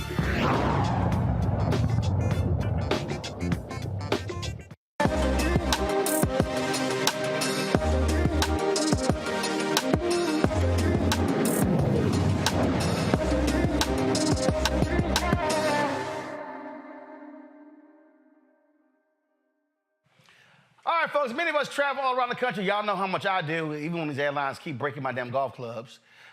United, Delta, you know how we do. Southwest broke one several years ago as well. And so it's the headaches, of course, when you're out there and going through the airports and delays. Well, you see a lot of people who are also flying private or charter. Well, a couple of brothers actually own a private jet company that offers customers what they call an unforgettable, luxurious experience as they travel globally. Aaron Wilson and Kelvin Amensa, co-founders of Approved Jets, provide grandeur to their customers who want to arrive in luxury cars to private jets. They join us right now. So how y'all doing? Pretty good. And where y'all based? Based in Miami. Based in Miami. Yes. So how'd y'all get started in this? We got started, to be honest, it's a funny story. We got started in our former company. Me and Aaron was actually partners in a company called Vomos, a technology company. And, we just, we looked at each other one day and was like, you know what? I think we should just do this on our own. I had the clientele, of course, and I told Aaron. Now, was that company a private jet company? It was a technology-based company around private travel and concierge service. And, I was always in the space, basically. I've been in the space for now 10 years. And I told Aaron, I'm like, you know what? I have the clientele. Why are we working for someone else? Let's start our own business. And your response? I was a little bit reluctant. Right. I'm not gonna front. When you look at him like, I'll show mine. I had to ask, Kev, are you sure? He said, yeah, I'm sure. I said, all right, let's do it. Leap of faith, and we went full force. All right, so where did you start? What did you do? To be honest with you, it was bootstrap. You know what I mean? We came up with a business plan. I had the clientele. I told Aaron, I said, listen, we got to do it this way. We're not going to spend too much money on payroll. We're not going to spend money on marketing because I know everybody already. And I told Aaron, I said, listen, if you believe in me and you believe in this idea, let's do it. Let's go for it. But how does it work? Do you own planes? Do you partner with others? So how does your company work? Right. So the approach that we had taken initially was heavily predicated upon a relationship-driven model. Got it. So we have access to over 1,000 aircrafts worldwide that could range in size from a mid-size to a super mid to a heavy. Now, are these people who own planes? And then they're not obviously flying all the time. And so it's sort of like when I went to Innisbrook, Sheila Brooks owns Innisbrook. And so she owns the whole property, but there are people who actually own the rooms. And so what they then do is they put those rooms, when they're not staying there, they put those rooms into their system and they rent out those hotel rooms, if you will, to folks who are traveling there, and then they get a cut of that, and then the resort gets a cut as well. Is that how y'all are operating with these privately owned planes? So Kev, what I think would be important is to even explain like the supply chain, even right from the owner, operator, broker. So basically, if you own a plane, right, and you want to offset some costs, and you're not flying, throughout the year, you give it to an operator, which manages the aircraft for you, which then gives it to brokers, which we are, a brokerage firm. Got it. And then we will now give it to our clients, and they'll rent out the planes and basically charter it out. Also, we have a program. Private jet Airbnb. Something like that. Something like that. You own a house. Yeah, something like that. You want to rent the house out. Yeah. You want to make some money while you're not there. Right. And then, all right, you got a willing customer. We're an additional, I guess, approach toward monetizing your asset. Correct. Yep. Got it. And it's pretty interesting because once you start understanding, why these people own these planes, for the tax benefits and certain things, you understand, okay, you're basically having an aircraft, for tax purposes, and you're offsetting almost 80 to 90% of that aircraft. Explain that when you say they're owning the plane for tax purposes. So basically, high net worth individuals need big tax write-offs. Right. Correct? So they go into the luxury division, which is yachts, cars, or jets.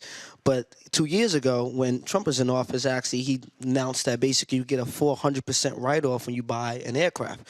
Now, when Biden came in office, he actually jotted it down to 80%. So when you buy an aircraft, you actually could depreciate the value for 80%. And this is how the rich take advantage of politics.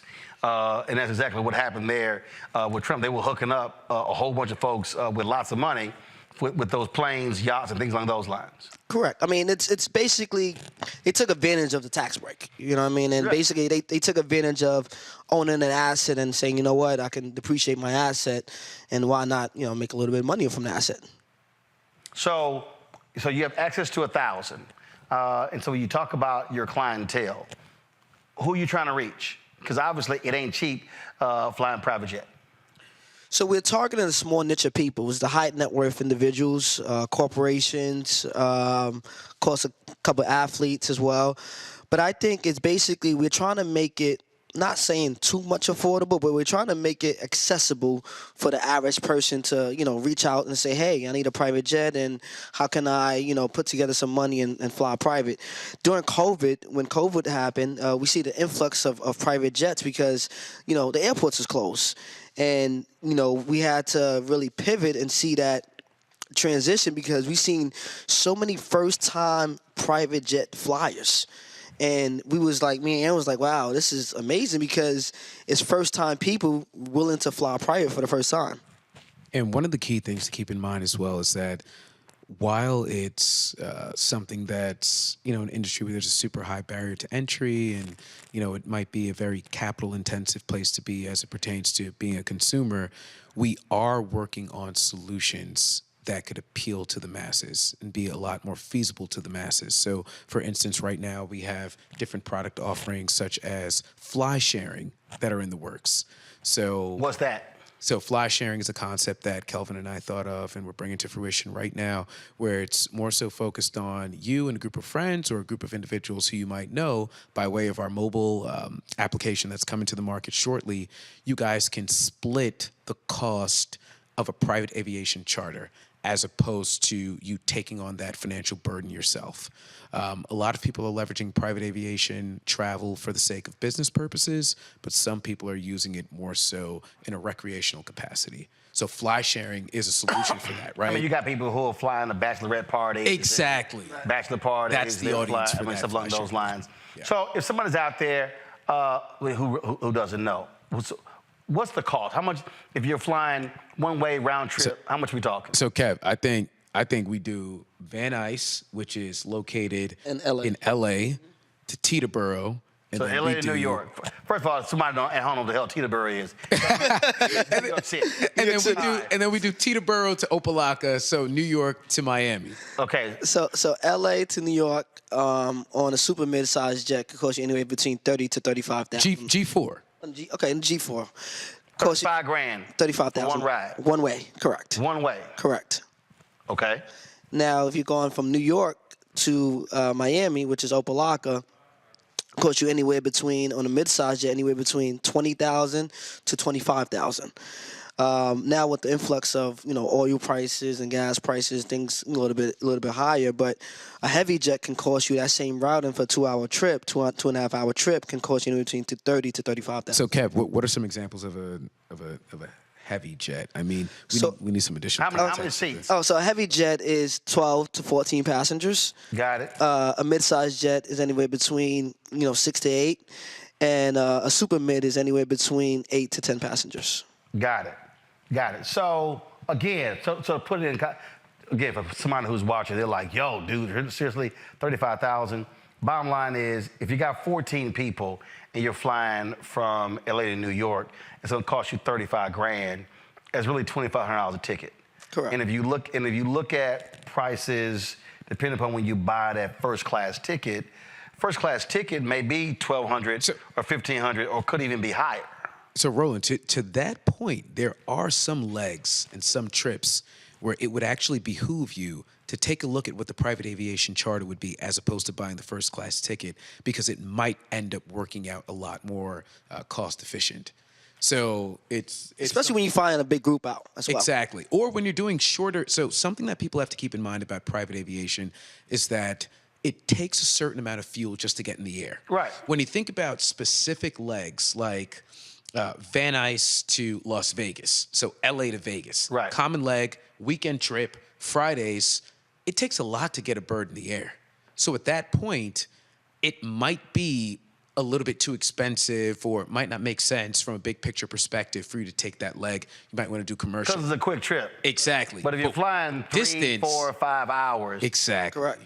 And are you seeing that? Are you seeing people who are not necessarily really, really high income earners who are doing that, who are realizing? Plus, it changes, frankly, your time and your schedule as well.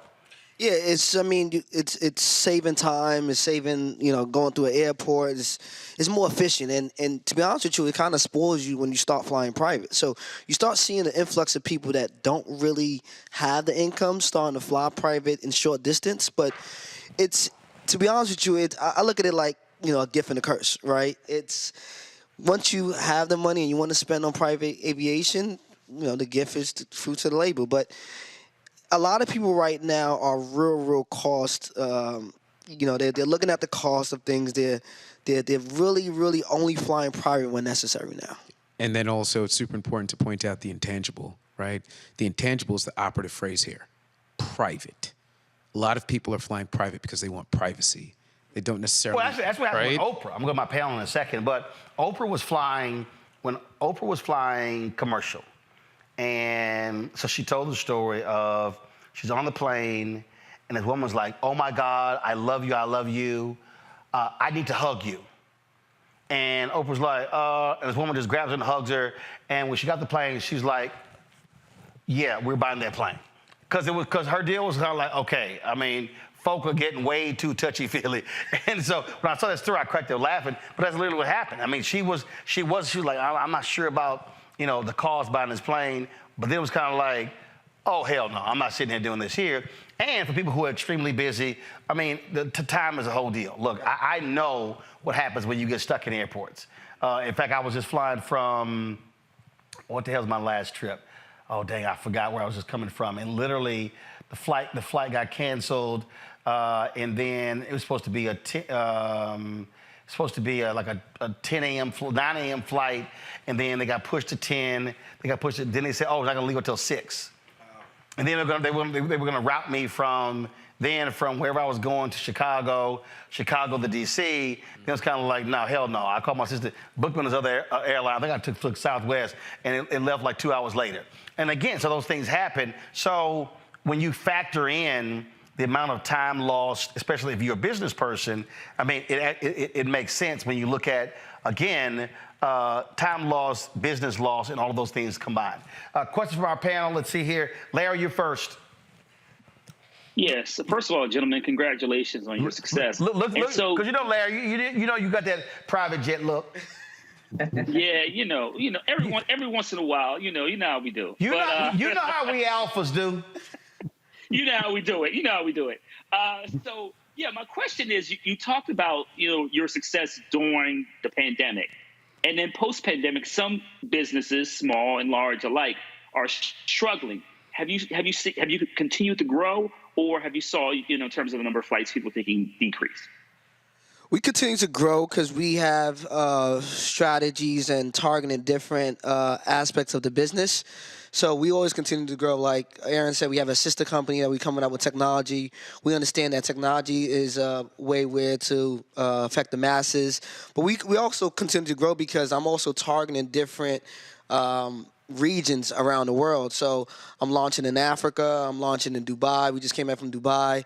So I am, if it's slow here in the U.S., it's picking up somewhere else.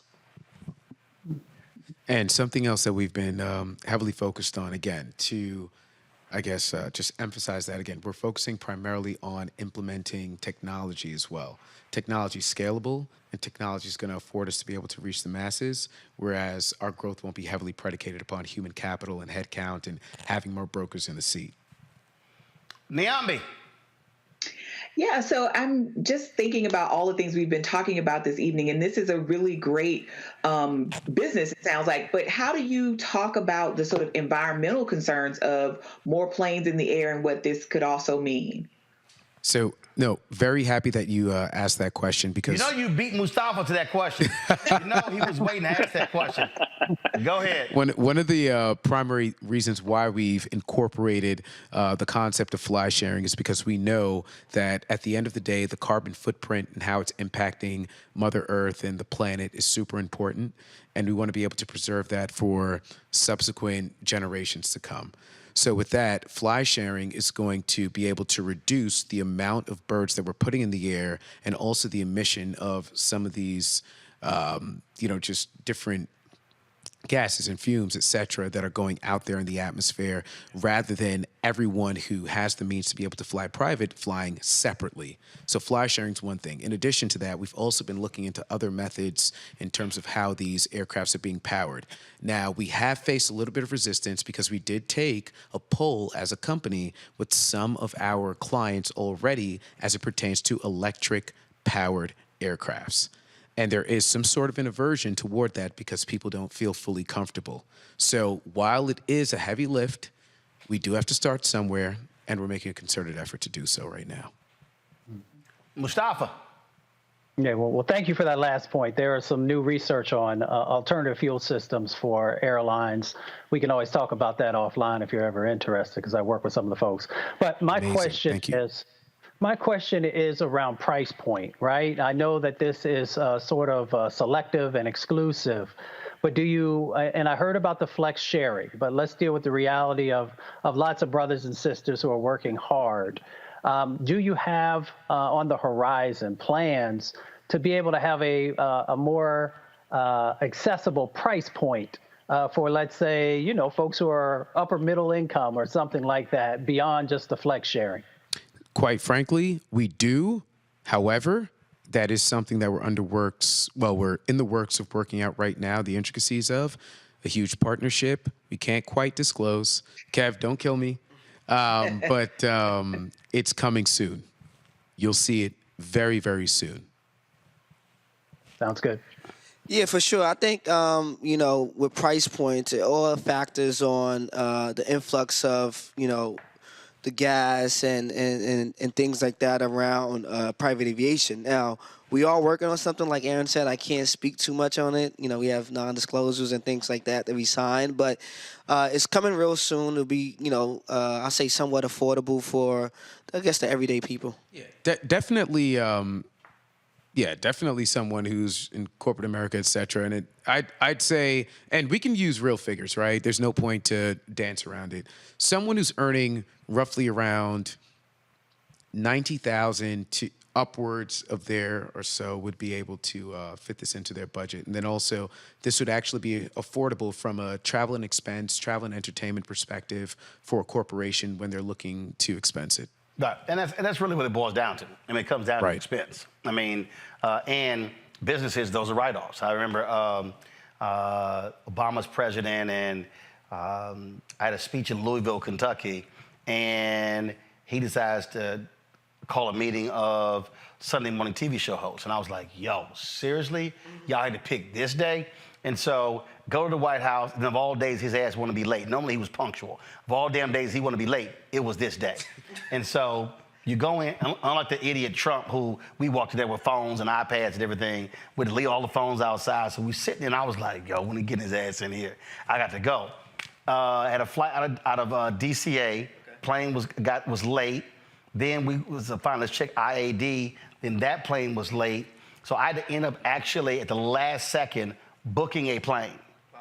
And like we were, so I didn't land until Louisville, Kentucky. I was supposed to speak at 7. I didn't land until about 9. They met me at the airport with a police escort right there on the tarmac. Got there, gave the speech, and so I think that cost me $12,000. Okay. I was not happy having to spend $12,000 on that damn plane. I think the speech was $20,000. So at least I still netted money, but I was not happy at all. The question is, Was it worth it? Was it worth it? Yeah. That's the question. I still didn't want to get at 12 up. Let's be real clear. And so they were appreciative. The Speaker's Bureau was appreciative of the length and that was also part of it. Full well, again, because you miss a speech. And what was funny is I'm sitting here and I turn to the press secretary like, dude, I got to go. So I get up and Obama goes, Roland, really? I'm like, yeah. He goes, must have got a speech or something. I was like, you can give me one of your Air Force One jets. I'm like, we can do that. And so I'm like, yeah, I got to go. He's like, must be a speech. I'm like, yeah, it is. I got to go. I'm like, you messing with my money. But again, that was one of those things that, like, that was the only way I could have got there because both DC and IAD flights, they were all canceled and pushed back. Otherwise, I would have completely missed the speech. And people were like literally sitting in the room waiting for me, and they stayed. But yeah.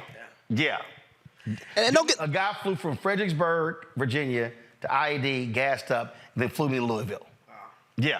And don't get it twisted. Private aviation does have some delays. It's just less delays because we're flying to not major airports, but smaller airports around the major. Oh, no, I got it. I was Reverend James Meeks was in Chicago. We were going down to Houston to see some folks and during Katrina. And there were some issues, and we were delayed. And actually, we ended up not flying that day and then flew the next day. So, yeah, it happens. But the bottom line is when it's normal conditions, at the end of the day, if you got to get somewhere, and again, you're on a time constraint, and especially if you got to be in two or three different places in a 24-hour time frame. I mean, I've been there, a morning speech, an evening speech, then I got to be somewhere else the next morning or midday, and at the end of the day, the travel schedule simply does not work out. Right. Now you factor in terms of what that cost is. Where can people go to get more information? You go on our website, prove-jets.com. You can also check us out on Instagram, Approve Jets. You can also check me out on Instagram, PJ Kev and Aaron. You can check me out on Instagram, Aaron Wilson VC. That's Vegetable Carrot VC. All right. Gentlemen, we appreciate it. Appreciate you. Thanks, Roland. Thank you. Thanks for having us, Roland. All right, thanks a bunch. All right, folks, that's it for us. Don't forget, support us in what we do. Now, tomorrow on the show, we're going to have, of course, our number 1 hour show. And then I'm going to have another one of the pieces I did. We were in Liberia talking to a sister who owns several businesses there in Liberia. So look forward to that. Also, my girl Carrie Washington is in town tomorrow at George Washington University doing a discussion about her new book with Tony Goldwyn. Yeah, Olivia and Fitz back together again. So I'm going to drop by and see them as well. Can't wait to have Carrie on the show. And so a lot of things we got going on. We're chatting with Anthony Brown, the gospel singer, tomorrow, of course, for the work we're doing with McDonald's for their gospel concert. Next one's going to be October 6th in Philadelphia. We're going to be broadcasting from Philly that day. So we got more. There's a lot of things going on. So please support us in what we do. YouTube folks, don't forget, hit that like button before you get out of here. And y'all hear me say this all the time, and I'm telling you it's critically important when you talk about doing this show. Of course, we celebrated 5 years this month on September 4th, 2 years of the Black Star Network on September 4th, and we're fighting out here every single day. We keep getting the runaround from a lot of these ad agencies. I'm gonna be calling several of them out next week. Yeah, by name. I'll be showing you the emails, show you the photos as well. I keep telling y'all I'm not playing. I'm gonna call the companies out and the ad agencies. And so we're out here because they're not supporting black-owned media the way they should. So your support is critically important. You have no idea when it comes to how the impact that you actually have. And so the goal is very simple: to get 20,000 of our fans on average contributing $50 each. That raises $1 million for us to be able to do what we do. I purposely am not charging people a subscription fee. People said I should have done that, but I wanted our content to be accessible to as many people as possible. And so that's why we do what we do. And so if you want to support us in what we do, send a check and money order to P.O. Box 57196, Washington, D.C. 20037-0196. Cash App, $RM Unfiltered. PayPal, R Martin Unfiltered. Venmo is RM Unfiltered. Zelle, Roland at RolandSMartin.com, Roland at RolandMartinUnfiltered.com. If you have not downloaded the Black Star Network app, please do so. All of our content is on the app. That way, if anything happens with these sites, whether it's YouTube or Twitter or Instagram or Twitch, when it comes to telling us what we can or cannot show, we have complete control of our app. And y'all told y'all how I roll with transparent. Look, our OTT app is $161,700 a year. That's real money. So it's not like it's a one-time cost to be able to continue to update it and maintain that with the folks at Vimeo. And so you know what that is. And so download it on Apple phone, Android phone, Apple TV, Android TV, Roku, Amazon Fire TV, Xbox One, Samsung Smart TV. Of course, we also launched our 24-hour, 7-day-a-week streaming channel. You can see that on Amazon News. All you got to do is go to Amazon News on Amazon Fire. Also, tell Alexa play news from the Black Star Network. It'll begin to play the audio. And of course, we launched about a month ago on Plex TV. And so get us there on Plex TV as well. And lastly, be sure to get a copy of my book, White Fear, How the Browning of America is Making White Folks Lose Their Minds. Available at bookstores nationwide. Download the audio version on Audible. Folks, I'll see you tomorrow right here on Roland Martin Unfiltered on the Black Star Network. Holla!